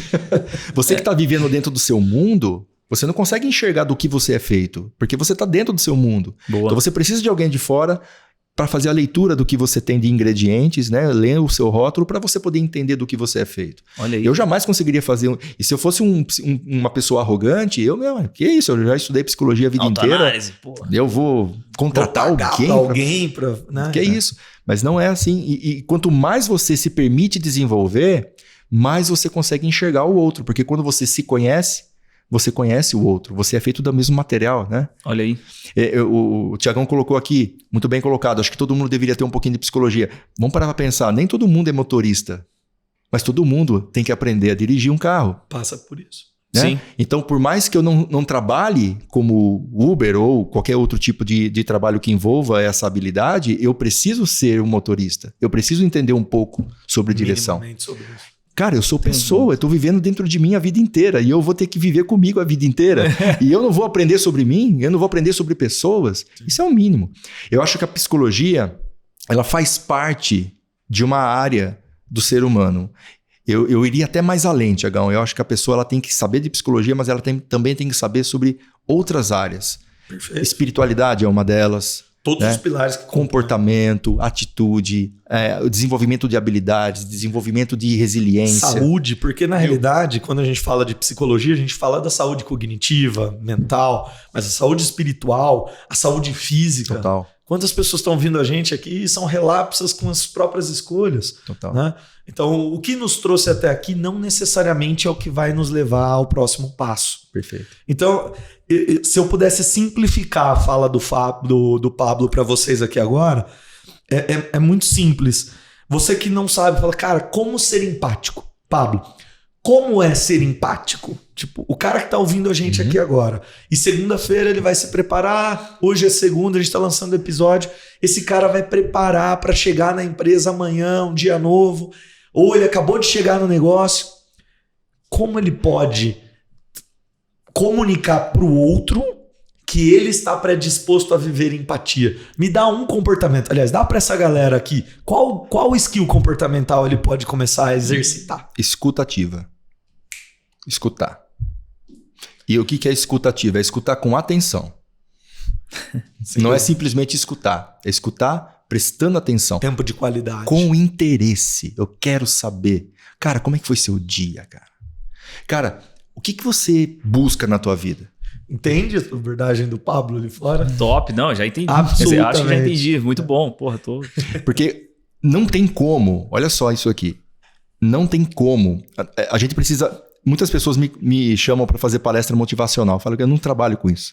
Inclusive, tá aqui anotado meu próximo tópico. Não existe motivação. Para mim não existe motivação. Se a pessoa ela precisa de motivo para entrar em ação, motivação, ela não tá vendo sentido naquilo que ela tá fazendo. Ela não tá vendo motivo naquilo. Boa. Então eu diferencio muito motivação de engajamento. Engajamento, entrando no que você falou, é a pessoa ver sentido naquilo que ela faz. Tá mais ligado com disciplina, engajamento, de fazer aquilo por... Na minha opinião, eu vou falar uma coisa aqui que vai dar uma certa polêmica. Eu não acredito em indisciplina. Eu não acredito em disciplina. Por quê? Tudo que você vê sentido, tudo que você vê razão, você tem disciplina para fazer. A disciplina é meio que uma consequência A disciplina, você tem ela dentro de você. Boa. Você só não está utilizando ela para tudo. Perfeito. Você usa só para aquilo que você tem um certo sentido para você. Boa. Se de repente você vê que existe alguma atividade que você vai fazer que vai trazer para você um benefício que você quer muito, cara, você não vai acordar 4 horas da manhã? Você vê sentido, aí você tem disciplina. Faz todo sentido. Quantas pessoas, por exemplo, eu sempre dou esse exemplo clássico, a pessoa fica a vida inteira e não emagrece. Aí ela marca a data do casamento, em 3 meses ela emagrece o que ela não emagreceu em 10 anos. Exato. Muitas vezes 3 meses depois... E o que acontece depois do casamento, volta. Então, a disciplina, ela existe dentro de você. Você só precisa ver sentido em o que fazer. E o papel do líder, um dos papéis do líder, é você fazer a conexão do que a empresa busca com o que o colaborador busca. Não são as mesmas coisas. Perfeito. Mas tem que estar conectado. Perfeito. E se você consegue entender qual que é o sonho dele com escuta ativa, ouvir o seu colaborador, querer entender a vida dele, entender a percepção de mundo dele, ter escuta ativa para entender o modelo de mundo dele, você vai ter a oportunidade de fazer o link do que ele busca com o que a empresa busca. Top. Aí você consegue trazer sentido para ele acordar todo dia de manhã e vir trabalhar para você, sem você precisar ficar mandando ele trabalhar. Sensacional. Sem você precisar ficar falando para ele, pelo amor de Deus, vem aqui que a gente tá esperando você para gravar o podcast. Vem aqui porque é sábado, cara. Entende? Sim. Então, assim, quando a pessoa ela vê sentido naquilo, e você, como líder, tem que fazer isso porque você que é o guardião da cultura da sua empresa. Então, você tem que trazer essa conexão. Uhum. Quando você faz isso, você consegue transformar pessoas que talvez não fossem tão engajadas com pessoas extremamente engajadas e guardiões da cultura. E sem te conhecer, Brunão, levantando a bola do Bruno de novo, sem te conhecer, só de ver esses caras trabalhando aqui sábado essa hora, só de ver a quantidade de cadeiras de pessoas trabalhando aqui e saber a quantidade de líderes que você tem aqui dentro engajados, dá para perceber que você faz isso muito bem, talvez não sei conscientemente se você já fazia isso, mas com certeza você faz isso. Obrigado. E eu tive uma aula aqui agora, né? Agora eu sei. Porque essas pessoas são engajadas sim ou não? Sim, são muito engajadas. Entende? É uma das coisas que a gente tem mais orgulho aqui. Inclusive, a gente fala muito sobre isso, né? Sobre a cultura interna. A gente usa o tema da agência, que é... Você viu que tem a música, né? Sim. Como pano de fundo de tudo isso. Para nós, todos são talentos. A gente fala sobre a banda só faz sentido quando todo mundo toca junto. Tem uma hora que um sola e o outro fica na cozinha. Depois a gente troca, então tem um momento de brilhar de cada um. É assim que a gente costuma vender e falar E tem momentos que alguns vão cair. E o restante vai lá e vai acolher, vai levantar essa pessoa. Não vai excluir essa pessoa. E respondendo a pergunta do Tiagão, é justamente essa questão de você se permitir escutar as pessoas. As pessoas hoje estão muito querendo falar. Elas não querem ouvir, não querem escutar os outros. E quando você entende que existe um modelo de mundo para cada ser humano que existe no planeta, ou seja, nós temos quase 8 bilhões de mundos diferentes dentro do mesmo mundo. Quando você se permite a ter esse tipo de oportunidade de conhecer um universo totalmente diferente do seu, que é isso que me fascina. Aliás, é por isso que eu me tornei a pessoa que eu me tornei hoje profissionalmente falando. Eu tenho fascinação de conhecer modelos de mundos diferentes do meu. Olha que demais, cara. Fantástico. É fascinação, porque eu aprendo todo dia coisas diferentes ouvindo a pessoa. Olha que demais. Então eu acredito que seja esse o modelo da empatia, é escutar. Fantástico. E tem uma fala que eu acho que eu me lembro até que engajou, porque nós trocamos opiniões sobre essa fala num treinamento que nós fizemos juntos, quando o nosso mentor conjunto de performance disse que quando você se desafia a ser o melhor do mundo, você não precisa estar no Guinness Book. É o melhor do seu mundo, cara. Boa. Você tem que dar o seu melhor para ser o melhor do seu mundo. No seu mercado, no seu nicho de atuação, na tua empresa, na tua casa. Né? Ou, às vezes, ser o melhor da sua da história. tua vida, da tua história. Né? E eu fiz esse link do que é mundo, já que você fala o mundo da pessoa, o mundo. Então a gente está falando de uma unidade mundo e não do planeta Terra. Exato. Essa unidade mundo, ela aparece muito na tua fala. Eu tenho muito esse slogan da rede social do Pablo Bravo, conscientizando o público, né, de que você tem que ser líder da tua própria vida antes de ser líder da vida dos outros. Para ter oportunidade de ser reconhecido como líder um dia por alguém. Total. Né? Massa. Então, assim, sucintamente, eu sei que é raso, mas essa afirmação vale, Pablo, de que autoconhecimento é o primeiro passo para o seu desenvolvimento de carreira, por exemplo, para a galera que está no mundo empreendedor aqui assistindo a gente. A gente passa por vários momentos da vida nos tornando pessoas totalmente diferentes do que éramos atrás. Se for parar para pensar, 2 anos atrás, você era a mesma pessoa que você é hoje? Não. Brunão, você imagina. Então, nós ao longo da vida, nós nos tornamos pessoas diferentes a todo momento. É só uma experiência muito radical acontecendo na sua vida que você começa a ver o mundo totalmente diferente. De repente você sofre um acidente, você vai enxergar um mundo diferente. Perde alguém que você ama muito, vai enxergar um mundo diferente. Nasce um filho, enxerga um mundo diferente. Ou seja, não adianta eu fazer um trabalho de autoconhecimento hoje e daqui 2 anos eu não fizer de novo um trabalho de autoconhecimento, porque eu vou ser uma pessoa totalmente diferente do que eu era aqui. A tua demanda vai mudar. Você tá o ser humano ele é um ser que ele está em constante mudança, em constante aperfeiçoamento, constante alteração. E quando você percebe isso, esse trabalho de autoconhecimento, esse trabalho de autoanálise, ele é um trabalho que tem que ser constante. Não é um processo terapêutico igual fisioterapia, por exemplo. Quebrei minha perna, vou fazer fisioterapia agora para voltar a andar. Não. Boa. Que tem um fim, né? Que tem um fim, exato. É mapeável. Exato. Preciso criar condição do músculo voltar a responder. Eu tenho uma pergunta sobre esse tema, que inclusive vai jogar uma pimenta na conversa. E você me desculpa se eu não for assertivo na maneira que eu colocar aqui, né? Para quem tá assistindo. Preparando a pergunta. Já entendeu, né? Eu olhando para o que aconteceu, né, na minha própria transformação, eu não acredito, e eu sou um pouco cético para falar a verdade, então eu posso estar super errado, inclusive eu sou super aberto. Eu acredito que a transformação é feita aos poucos. Eu gosto de entender que acho que a insistência, não sei se é a palavra certa, mas em tentar, em se permitir mudar, e aí a gente aos poucos vai mudando. Persistência, talvez. Persistência, acho que a consciência de saber que você precisa mudar é o primeiro passo, pelo menos para você aí se permitir e, enfim, com o tempo, com experiências, você vai mudando. Mas eu vejo que existem alguns, inclusive, coaches de internet, né, que vendem, e eu queria que você falasse sobre isso, tá? Claro. Que vendem uma transformação meio que imediata, muitas vezes através de experiências radicais, como... Total. Você vai andar em cima do vidro, você vai pôr fogo, sei lá, sabe, esse tipo de coisa sensacionalista. E que aí no outro dia você se transforma. Como eu falei, eu sou uma pessoa um pouco cética para isso. Mas eu posso estar errado. O que você diria sobre isso? Não, vamos lá. É excelente pergunta. Muitas pessoas perguntam, mas Pablo, o que você é? Você é coach? As pessoas me perguntam isso, né? Não, eu falo assim, eu não sou coach, também não sou psicólogo, eu também não... Eu sou uma pessoa que estudou todas essas áreas justamente para entender como que eu posso utilizar elas e também se elas funcionam. Boa. Então, eu nem comentei aqui tudo que eu estudei na vida, mas tudo que eu pego para estudar, eu mergulho afinco, justamente para entender o que existe nos entrelinhas. Legal.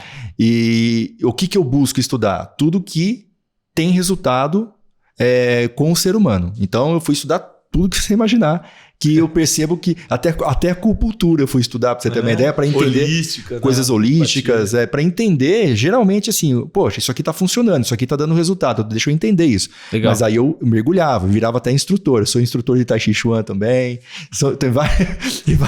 tem o nosso candidato à presidência aqui. Beleza, vambora. É porque assim, muito conhecimento oriental tem assim uma abrangência muito maior à saúde do ser humano do que o conhecimento ocidental.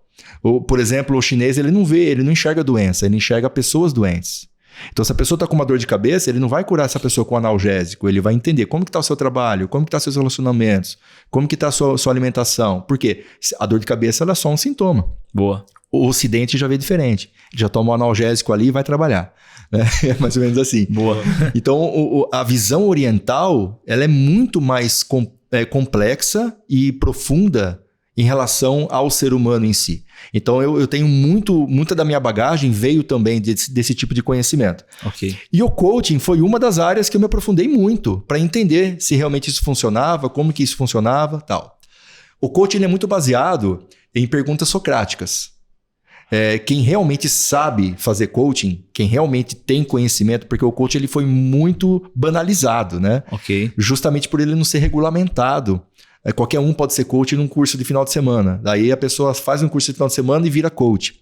Mas quem realmente estudou esse tipo de conhecimento tem uma bagagem psicológica que vem muito da psicologia cognitiva comportamental também, junto com o questionamento socrático, que consegue fazer com que a pessoa, ela, através de perguntas, ela consiga se perceber melhor e se desenvolver. Legal. E eu uso algumas ferramentas de coaching misturado com ferramenta de psicologia, misturado com ferramenta de mentoria, misturado com conhecimento oriental. Com Tai Chi Chuan, dependendo da demanda. Às vezes uma crise de ansiedade, por exemplo, você consegue eliminar com uma técnica oriental e depois você entra com psicologia para curar aquela ansiedade. Você consegue curar com uma espadada no joelho. O cara consegue, ele fez isso com o pai dele. Vaza, pai! Show daqui. Uma voadora no peito, kimono, pronto, né? Resolveu. E eu percebo que, sim, primeiro a gente tem que separar profissionais, né? Quem realmente entende disso. Eu já, no meu ponto de vista, eu acho que eu aconselharia procurar coaches que fizeram psicologia também, porque daí vai ter um entendimento mais profundo sobre a própria técnica do coaching. E pisar no vidro. Então, aí vem a questão de você ter mudanças na vida. Então, vou dar um exemplo bem claro da tua vida, por exemplo. Você tem um filho de 3 anos. Sim. Como que era a sua vida antes e depois do nascimento dele? Igual? Não, completamente diferente. Você demorou quanto tempo para fazer essa mudança na sua vida? Foi sendo construído. Assim, óbvio que teve um estalo. Esse estalo demorou quanto tempo? Um dia. Um dia. Então, existem 2 formas de você mudar. Uma é aos poucos e a outra é através de uma porrada emocional. Que a gente fala, impacto emocional. Boa. Olha que interessante.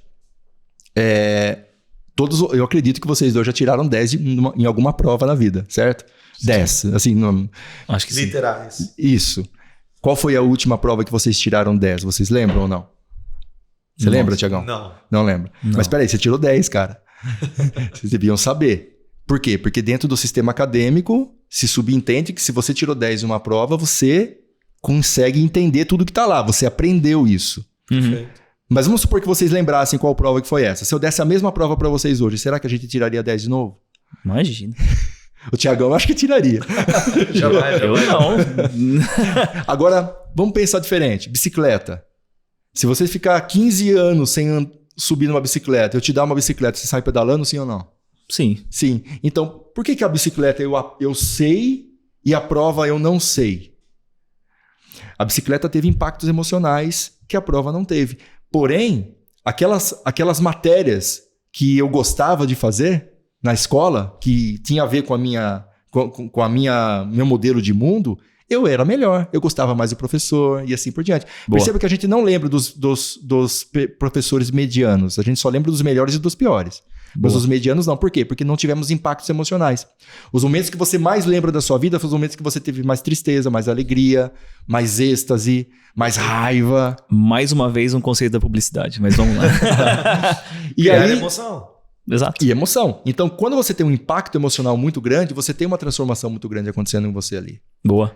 De repente você sofreu um acidente e a partir daquele acidente você não vai ver a vida mais da mesma forma. Você teve uma alteração muito grande ali. Uhum. Às vezes uma pessoa que você conhece, a gente lembra, por exemplo, dos primeiros beijos que a gente teve, mas não lembra do segundo. A gente lembra da primeira pessoa que a gente gostou na vida, mas não lembra da segunda.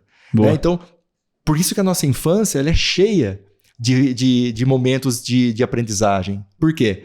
Porque são as primeiras vezes de várias coisas. As emoções. As emoções são diferenciadas. Pela primeira vez a partir de estímulos. Né? Total. E como é a primeira vez, você tem um pico emocional muito grande. Então, é possível você ter uma transformação, sim, desde que aquele momento ele seja construído de uma forma onde você tem um impacto emocional muito grande. O que eu percebo em andar no vidro, o que eu percebo também em quebrar a madeira, o que eu percebo também em várias outras técnicas que o pessoal usa em imersão. Para algumas pessoas é o momento mais desafiador da vida dela. É aquele momento. Mundo dela. Para outras pessoas aquilo é ridículo. Uhum. Para outras pessoas aquilo lá é piada. Para outras pessoas eu pego, por exemplo, uma pessoa que ela vive dentro de um mundo totalmente dela. Ela não tem muito envolvimento com outras pessoas, ela é introspectiva, ela não consegue se relacionar, ela tem um trauma muito grande de infância, ou às vezes a criação foi uma criação muito tóxica. Ela sempre foi colocada como uma pessoa inferior às outras, não tem autoconfiança desenvolvida, não tem ela não se valoriza como ela deveria se valorizar. De repente, naquela imersão, se aquele momento for bem construído, legal. vai ser um momento de maior impacto, de conexão, de superação de limite. Ela vai fazer uma coisa que ela nunca imaginou na vida que ela conseguiria fazer. Na frente de outras pessoas. Na frente de outras pessoas. E o principal... é o momento em que ela vai ter mais orgulho próprio, que é essa que é a chave. A chave da imersão é essa. Boa. É você construir momentos em que a pessoa vai ter orgulho dela mesma. Tenta lembrar qual foi o momento de mais orgulho que você teve na vida de você. Se a gente começar a parar para pensar, foi um momento ou que a gente superou um limite, ou que a gente fez alguma coisa que a gente não imaginou que a gente conseguiria fazer.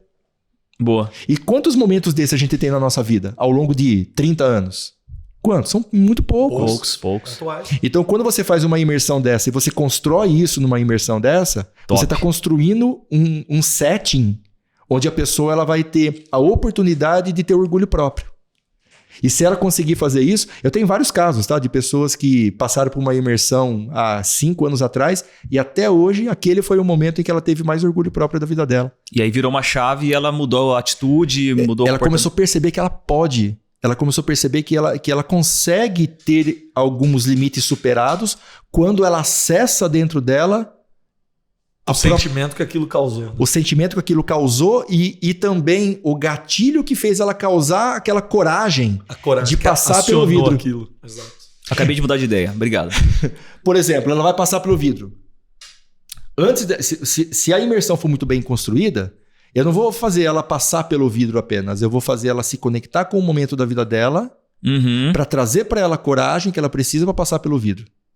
Boa. Entendeu? Então, ela não vai ficar lembrando do vidro, ela vai ficar lembrando desse momento. Eu trabalho com alguns atletas. E é até bem pertinente eu trazer isso. Eu não vou colocar o nome deles porque são atletas conhecidos, né?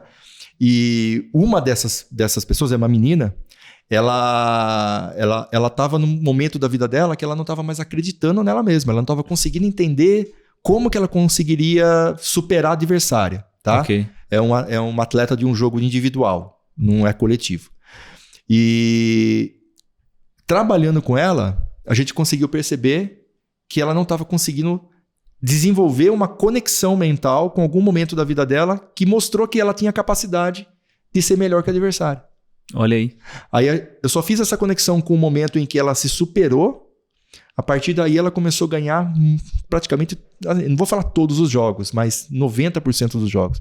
Mesmo técnico dela continuou, mesmo treinamento físico, mesmo treinamento técnico, só mudou a mentalidade.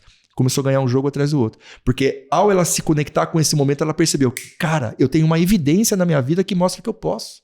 Olha aí. E não é uma questão de opinião, não é? Eu não posso criar uma opinião falando que eu posso ou não posso. É uma evidência. Eu não tenho como contestar uma evidência. É um resultado. Se eu tenho um resultado na minha vida que mostrou que eu consigo, eu não posso falar que isso não existiu. Não tem como eu desver algo que eu vi. Certo? Contra resultados não há argumentos. E contra argumentos... contra resultados não há argumentos, certo? Mas contra resultados, as crenças podem distorcer esses resultados.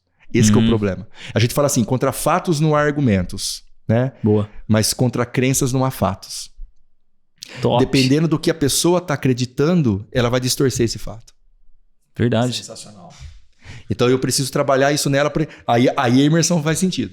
Legal. Demais, cara. Puta, pra mim se abriu um mundo novo agora. E na verdade, essa coisa, por exemplo, a gente faz imersão, a gente tá nesse mundo da imersão e eu leio, eu vou voltar para a palavra que você falou, é a palavra do podcast, que é empatia, né? Para ligar todos os pontos. Ninguém me pergunta o que é que eu vou buscar na imersão. Ninguém me pergunta o que é que eu fui buscar na imersão. As pessoas só me perguntam por que ir na imersão, mas não o que é que eu fui buscar. E eu acho que empatia é um pouco isso. Do tipo, até a forma que você faz a pergunta, Bruno. E eu não tô fazendo isso pra diminuir tua pergunta, não, porque a tua pergunta ela é engrandecedora. Demais. Tem muita gente que não tem coragem de fazer essa pergunta, Total. porque pensa assim. Eu diria que a maioria das pessoas pensam assim: porra, que idiota esse cara andando no vidro. E eu entendi esse propósito, porque pode parecer uma encenação, ou até midiático. Mas eu entendi o que tem por trás desse propósito. Pois é. E eu não entendi porque eu estudei como o Pablo, mas é porque eu senti o que o Pablo sentiu quando ele foi estudar.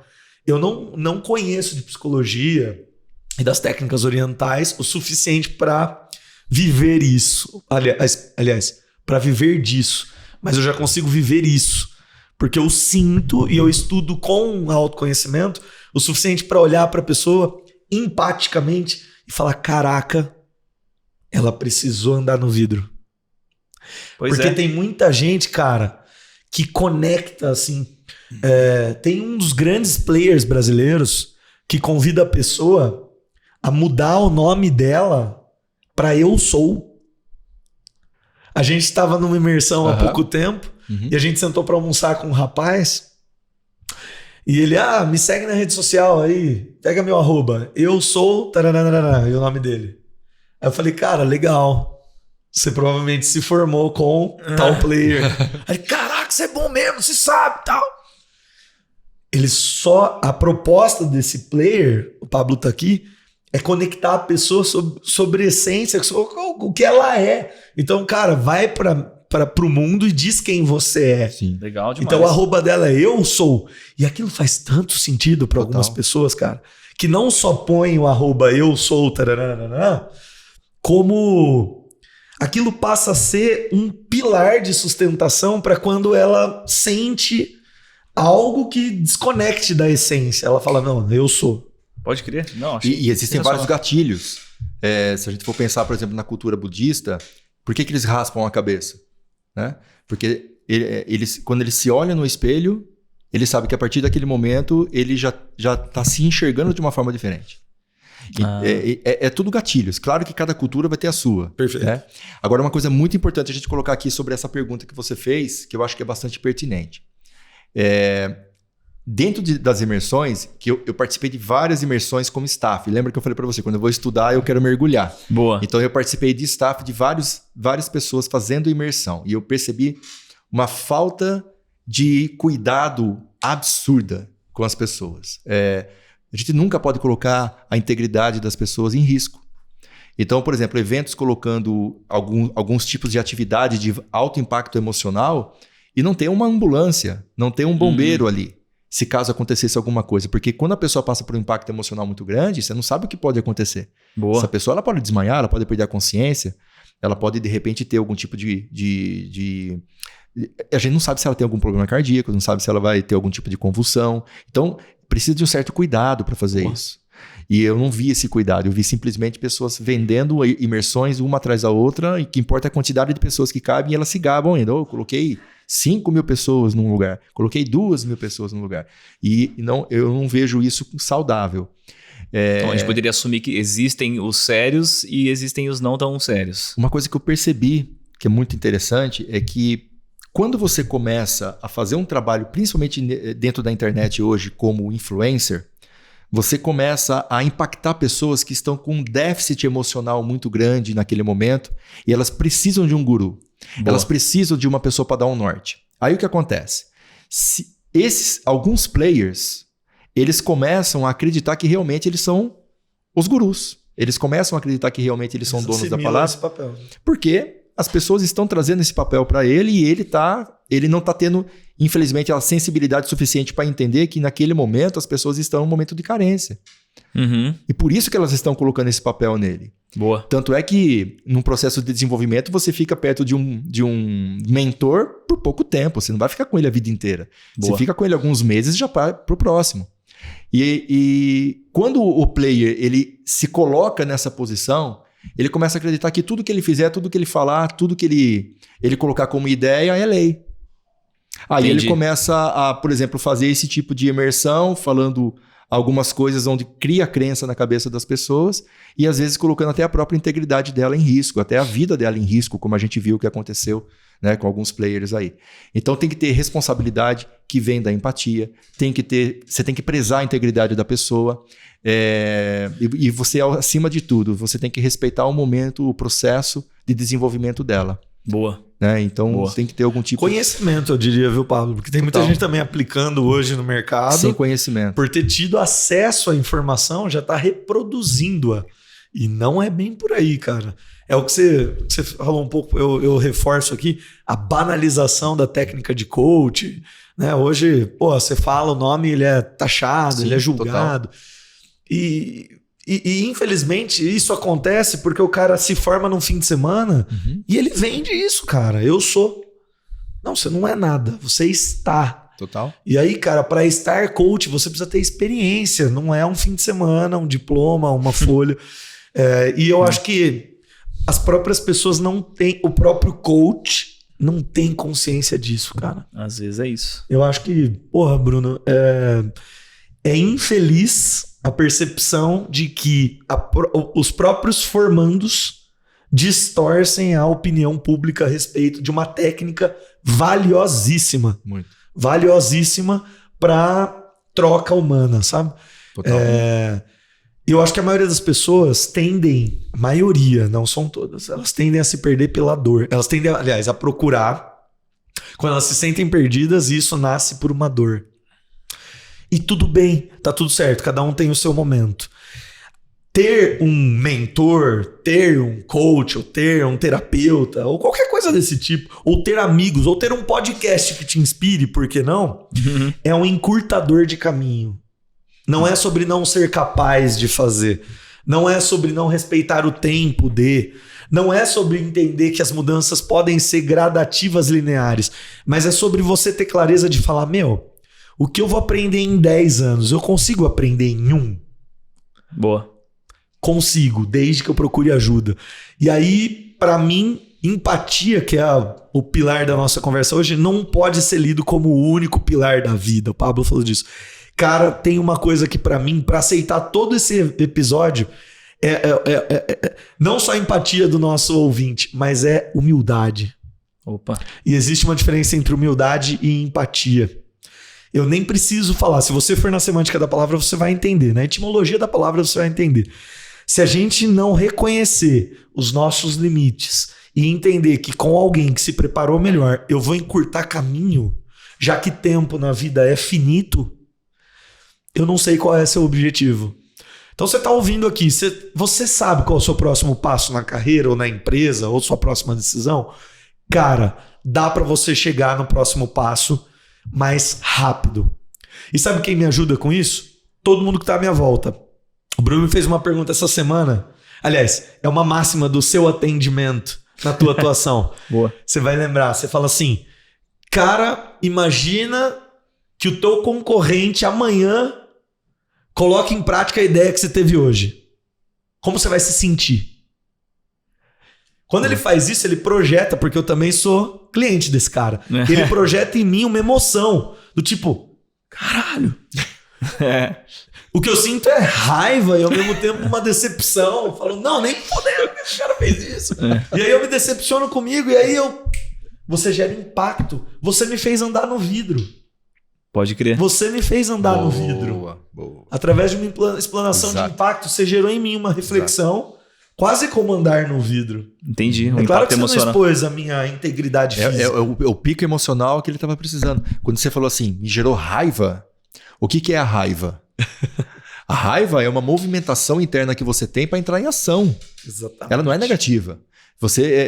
O atleta, quando ele vai entrar, por exemplo, o Cielo, né? O que ele faz? Pá, bate na cara. Pra quê? Ele tá querendo Raiva gerar é motivação.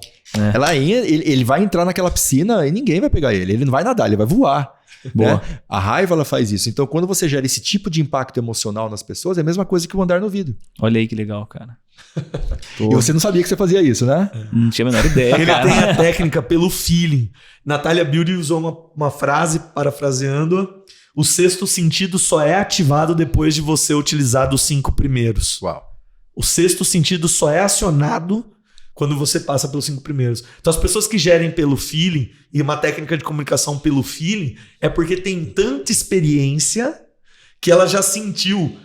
Você sente o cheiro, você tateia, você sabe a dor do teu cliente. Boa. Então quando você fala uma frase de impacto dessa, você passa, mesmo não sabendo qual técnica você usou, o teu feeling te fez desenvolver essa pergunta.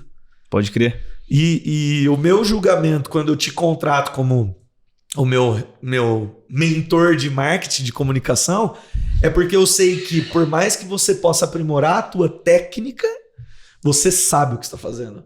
Porque os melhores gestores sentem a hora e o jeito de fazer. Top. Eles intuem. Então, te ver intuindo isso, por mais que eu tenha técnica, te ver intuir, fala, ele sabe o que ele está fazendo. E se eu der a técnica para ele, ninguém segura ele. Ninguém segura. É só olhar os resultados. Quanto a resultado, não tem argumentação. Então, não é todo mundo que consegue ter esse resultado que você tem. A empresa que você tem. As pessoas que trabalham para você e te respeitam dessa forma. Isso é resultado. Então, você comentou, né? Quando nós estávamos falando antes do podcast, você comentou que talvez você não seja uma agência de marketing, né? Você seja uma agência de RH. Uma agência de pessoas. Né? Por quê? Porque, no fundo, esse seu feeling, ele faz com que você entenda as perguntas certas, a comunicação certa, as palavras a serem usadas, o respeito. E, como o Thiagão está falando, se você aprimora isso com técnica, e o coaching, ele tem muitas técnicas para isso, você junta o feeling com a técnica, ninguém te segura. Quer ser meu coach, cara? É só o que eu consigo pensar agora, né? Boa. Porque aí o que vai acontecer? Você vai conseguir ter uma desenvoltura com atalhos, né? Muito mais rápida. Sim, perfeito. Que o Thiago Mais falou. repertório. Dentro do seu feeling. Você vai usar o seu feeling de uma forma racional. Top. O feeling que não é racional, você vai utilizar ele de uma forma racional. Né? Muito bom. E tudo isso que a gente está conversando aqui é a base de uma liderança. A liderança, ela tem muito mais a ver com o que você já faz na prática do que o que a gente aprende numa MBA. Conceituar. Ou que a gente aprende em técnica. Tem muitas técnicas que a gente aprende em MBA que a gente nunca utiliza. Na prática não funciona. Olha aí. Por exemplo, se você fizer um curso, tem um módulo do MBA que ensina comunicação.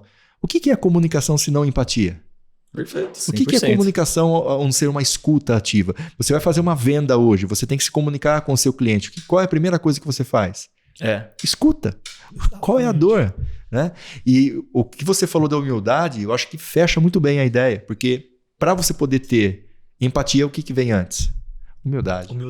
A humildade é absolutamente o que conecta você com as pessoas. A vulnerabilidade, muitas vezes, de você expor uma dificuldade que você está tendo, você expor para o seu...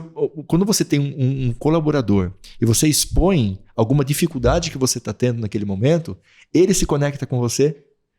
Porque ele começa a perceber ele em você. Nossa, ele também tem essa dificuldade que eu tenho. Ele também pensa dessa forma. E ele chegou onde ele chegou, você vira uma inspiração. Você sabe que uma das... Talvez acho que a orientação que eu mais dou para os meus liderados quando eles procuram aqui na agência, eu acho que isso poderia virar sei lá, uma regra. Que é... Bruno, eu tô com dificuldade de fazer tal coisa com o meu time, não sei como organizar. Eu falo assim, já parou pra pensar que você pode sentar numa sala com eles e colocar isso na mesa e todo mundo decidir junto? Não é uma boa saída? O cara fala pra eles que não tá sabendo como resolver, chegam numa solução junto ali e pronto. Eu acho que é uma boa maneira de resolver as coisas. Uma né? conversa simples, É. né? Que pode ter Aberta. complexidade por conta da trama que tem que ser desenvolvida. E hoje isso tá muito defasado pelas comunicações serem digitais. Ah, puta. Muitas vezes a conversa pelo WhatsApp, ela tira esse tipo de conexão, né? E a pandemia, ela trouxe uma outra alternativa, né? Fazer videoconferências, mas nada como você ter uma conversa dessa forma. Isso, nas empresas, de uma forma geral, é o que menos se faz e é o que mais gera resultado. Teve uma empresa que nós trabalhamos, que eu fiz um trabalho com eles numa multinacional. Meu amigo, eles tinham 4 horas de reuniões diárias, a diretoria. Eles se reuniam numa mesa igual a essa aqui, 4 horas por dia. Meu Deus do céu, que pesadelo, cara. E a gente reduziu isso para 20 minutos. Obrigado, cara. Eu nem tô lá, mas obrigado. Você salvou a vida desses caras. Eu não tô lá, mas obrigado, é demais. E como que aconteceu essa redução? Simplesmente a gente trabalhando aqueles 20% que gera 80% do resultado. O que importa? A conversa tem que ser essa, simples. Difícil, mas simples. É. Né? Então, eu acredito muito nisso, que existem, sim, muitas pessoas boas que são excelentes líderes, mas por não acreditar que elas têm esse talento, elas estão no anonimato. Elas estão deixando de contribuir com muitas pessoas por não saber que elas conseguem ter esse tipo de... Porque quando você tem uma força muito grande, você não percebe aquilo como força. A gente não, quando algo é muito fácil para você, você percebe que aquilo talvez seja comum. Todo mundo consegue fazer isso. Não consegue. Você tem uma habilidade diferenciada. E como é que eu percebo essa habilidade diferenciada? Alguém tem que te falar. Porque você não percebe o que está dentro do seu rótulo. Olha aí, que doideira. Você está dentro da garrafa, né? Você está dentro da garrafa. Então você precisa de alguém, um líder, ou um coach, ou um mentor, alguém de fora que tenha essa humildade para enxergar isso em você, para falar, olha, cara, você já percebeu que você está fazendo isso aqui com uma certa facilidade? Foi o que você acabou de falar para ele. Sim. O feeling. Você percebeu que você está fazendo isso com uma certa facilidade aqui? Não, eu nunca parei para pensar nisso. Mas isso não é comum? Isso não é normal? Não, cara, isso não é normal, não. Exatamente. Isso aí é algo que você tem diferenciado. Foi o que eu falei para você. Cara, você consegue ver criatividade e consegue ver processos. Isso não é normal. A maioria das pessoas ou são muito criativas ou são muito processuais. Você consegue fazer as duas coisas. Quando você percebe que você tem essa habilidade, e olha, não importa como você construiu essa habilidade, você tem ela. Boa. Muitas vezes você construiu isso através de dor, construiu isso através de trauma. Muitas pessoas se tornam corajosas porque elas tiveram que se tornar corajosas para lidar com a vida. Muitas pessoas se tornam dominantes porque tiveram uma infância muito difícil. E tá tudo bem. Graças a Deus foi assim. Então agradece o seu passado, usa isso a seu favor e começa a fazer sua vida usando essa ferramenta agora. As pessoas falam assim, mas Pablo, existe perfil certo ou perfil errado psicológico? Eu falei, cara, o perfil só é errado quando você não tem consciência dele. Sensacional. Se você tem consciência do seu perfil, não importa qual seja, você vai usar ele a seu favor. Daí é um perfil certo. Se você não tem consciência dele, você vai acreditar que, por exemplo, um perfeccionismo é um defeito. Não! Perfeccionismo não é um defeito. Olha lá. Você tava falando. Perfeccionismo é você... Ele é empático, tá falando porque eu falei disso. Perfeccionismo é você conseguir enxergar detalhes onde a maioria das pessoas não consegue enxergar. É você ter uma visão onde você consegue enxergar aquilo ali. Onde que está o problema do perfeccionismo? Quando eu uso essa ferramenta que eu tenho em áreas que eu não preciso ser perfeito. Boa. Eu tenho muitos clientes que são cirurgiões. Cara, eles são perfeccionistas. Ainda bem, você faria uma cirurgia com quem que não é perfeccionista? Não. Ele tem que ser, mas daí quando ele tira essa ferramenta que é boa na sala de cirurgia e leva isso para a gestão, leva isso para a administração, ele vai começar a ver um problema que não interfere em nem 0,5% do faturamento dele, com uma mesma dimensão de que algum problema que influencia em 90% do faturamento dele. Então ele começa a não ter prioridades. Então você tem sim uma ferramenta muito forte, você só precisa apontar para os lugares que ela vai fazer mais diferença. Sensacional, cara. Agora, se você tem esse tipo de visão, quantas pessoas vêm para mais um pix. Caralho, essa frase dos últimos 1 minuto que você falou vale mais do que uma faculdade inteira, cara. Porque o que acontece? As pessoas, quando não têm o autoconhecimento, quando não se desenvolvem, quando não pagam um mentor para trabalhar com elas, quando elas não buscam esse autodesenvolvimento, elas começam a acreditar com o que o senso comum fala. Porque o senso comum fala que o perfeccionista é um problema. É um problema. Entende? Total. É mais fácil acreditar nisso. Né? Tem isso também. Muitas pessoas falam, por exemplo, o cara é arrogante demais. Mas espera um pouquinho, você já parou para pensar que essa arrogância ela pode fazer as pessoas se movimentarem de uma forma que elas não se movimentariam? Porque o cara que é arrogante... Eu falo isso, eu já falei, inclusive. Falou também? Uma vez eu falei isso. Porque tá animado, né? Nossa, muito, tá cara. se identificando. Caralho, velho. Não, porque uma vez... cara, eu vi isso acontecer, né? Alguém reclamou sobre um líder nosso que o cara foi muito estúpido numa reunião. E eu não acredito na estupidez, mas eu falei assim, galera, pensando bem, talvez se ele não tivesse sido estúpido, a gente não teria mudado a atitude, teria se cara. movimentado. Então, funcionou. O cara arrogante, ele desafia. E o cara arrogante, ele não tem vergonha de falar coisas pra você. Ele não fica pisando em ovos quando ele vai conversar com você. E a gente precisa, muitas vezes, de pessoas arrogantes na nossa vida. Uma hora ou outra, às vezes, precisa, né? Talvez eu não tive isso do meu pai. Filha da puta. Tô brincando. Eu precisava soltar isso, cara. Talvez eu não Foi tive... pra fora, cara. Você tá andando no vidro. E muitas pessoas falam, cara, pô, meu pai nunca falou desse jeito comigo. O que foi, Tiagão? Eu falei fora do ar aqui. Depois Nossa, você me conta que eu não ouvi. Deu tempo? Mas tô 3 horas. Tudo bem. É 3 horas já? Não. Eu, louco. Mas deu 2 já, né? Então, só pra finalizar Vamos aqui. finalizar, então. 1h50 aqui. Não, mas assim, eu tô de boa, tá? Tranquilo. Enquanto a minha esposa não apitar lá, tô de boa. Porque ela que é o dominante da relação. Óbvio. Então, assim, muitas vezes, e eu tenho que me moldar, muitas vezes, ao que o meu cliente está precisando. Então, às vezes, eu tenho que me tornar uma pessoa arrogante para ele poder entrar em movimentação. Às vezes, eu tenho que me tornar uma pessoa ouvinte. Às vezes, eu tenho que me tornar uma pessoa acolhedora. Vai depender do momento dela, o que ela está mais precisando. Tem a ver com a necessidade. Perfeito. E muitas vezes, quando eu me tornei esse arrogante, entre aspas, para ela se movimentar, ela fala, cara, meu pai nunca falou isso para mim. Precisava disso. Ele precisava disso, né? A questão é que o arrogante tem que ser consciente. É sobre isso que ele tá falando. Tudo mora na expansão de consciência. Tudo. Porra. Eu estou sendo arrogante e empático. Exatamente. Cara, tem uma frase de Jordan. É tipo Arrogante rústico seleto, cara. Exatamente. Rústico chique. É que ele me chamou... Da decoração. Quando ele me conhecia, ele falou que eu era um rústico seleto. O estilo e tal. É a mesma coisa de um empático arrogante. Eu fui projetar a casa Entendi. dele, eu falei, cara, o cara é rústico, mas ele é seletivo, né? Então, é assim que a gente vai lendo. Tá bom. Desculpa. Ogro seleto. Ogro seleto. Nossa, tá. Top Shrek. E tem uma frase de Jordan que eu acho que fecha bem esse raciocínio.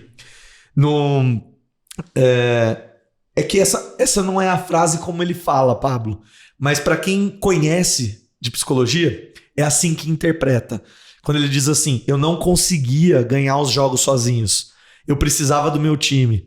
Mas eu me comportava daquele jeito porque o time precisava disso. E na prática tem uma outra passagem da série, que é The Last Dance, é um documentário sobre a vida de Michael Jordan.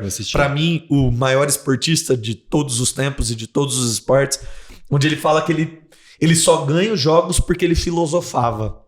E filosofar para ele era desenhar os jogos na cabeça dele. Boa. E talvez nem ele tinha essa consciência, mas eu, com o meu nível de consciência atual, eu lia Michael Jordan como um cara humilde, quando na verdade ele foi taxado e é até hoje tido como arrogante.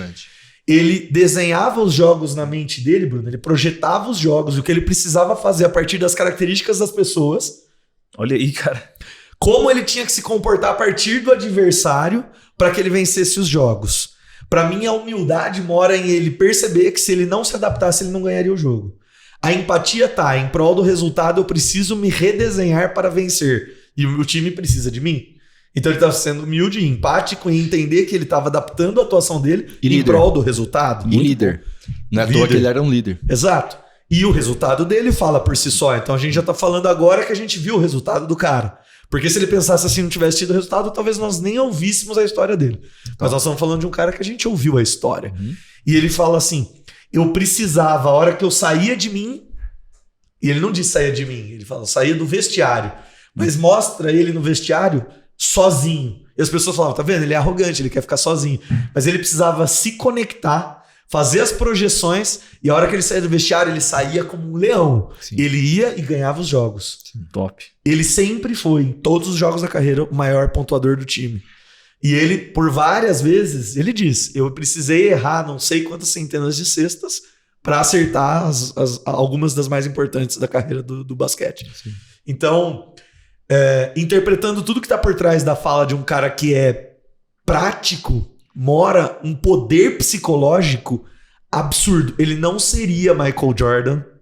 Ele não seria Michael Jordan se ele não tivesse controle emocional. Então, para mim, é ler como primeira camada. É ler a capa do livro chamado Jordan de Arrogante. Se a gente aprofundar a interpretação com um pouco mais de repertório, você consegue ver onde está a facilidade e a dificuldade. Eu não estou dizendo que ele é um cara que agradou a todo mundo. Talvez se ele tivesse sido empático, como ele era para ter o resultado do jogo, na comunicação com as pessoas, ele não precisasse ser para as pessoas um leão. E aí, nosso mentor diz muito isso. Seja duro com as coisas. Seja flexível com as pessoas. Para mim, é sobre isso. Top! E uma coisa que a gente consegue fechar é entender que não existem pessoas difíceis, como a gente muitas vezes taxa, costuma né? dizer, né? O que existe são pessoas que não foram lidas. Caraca. Que não foram percebidas, que não foram entendidas.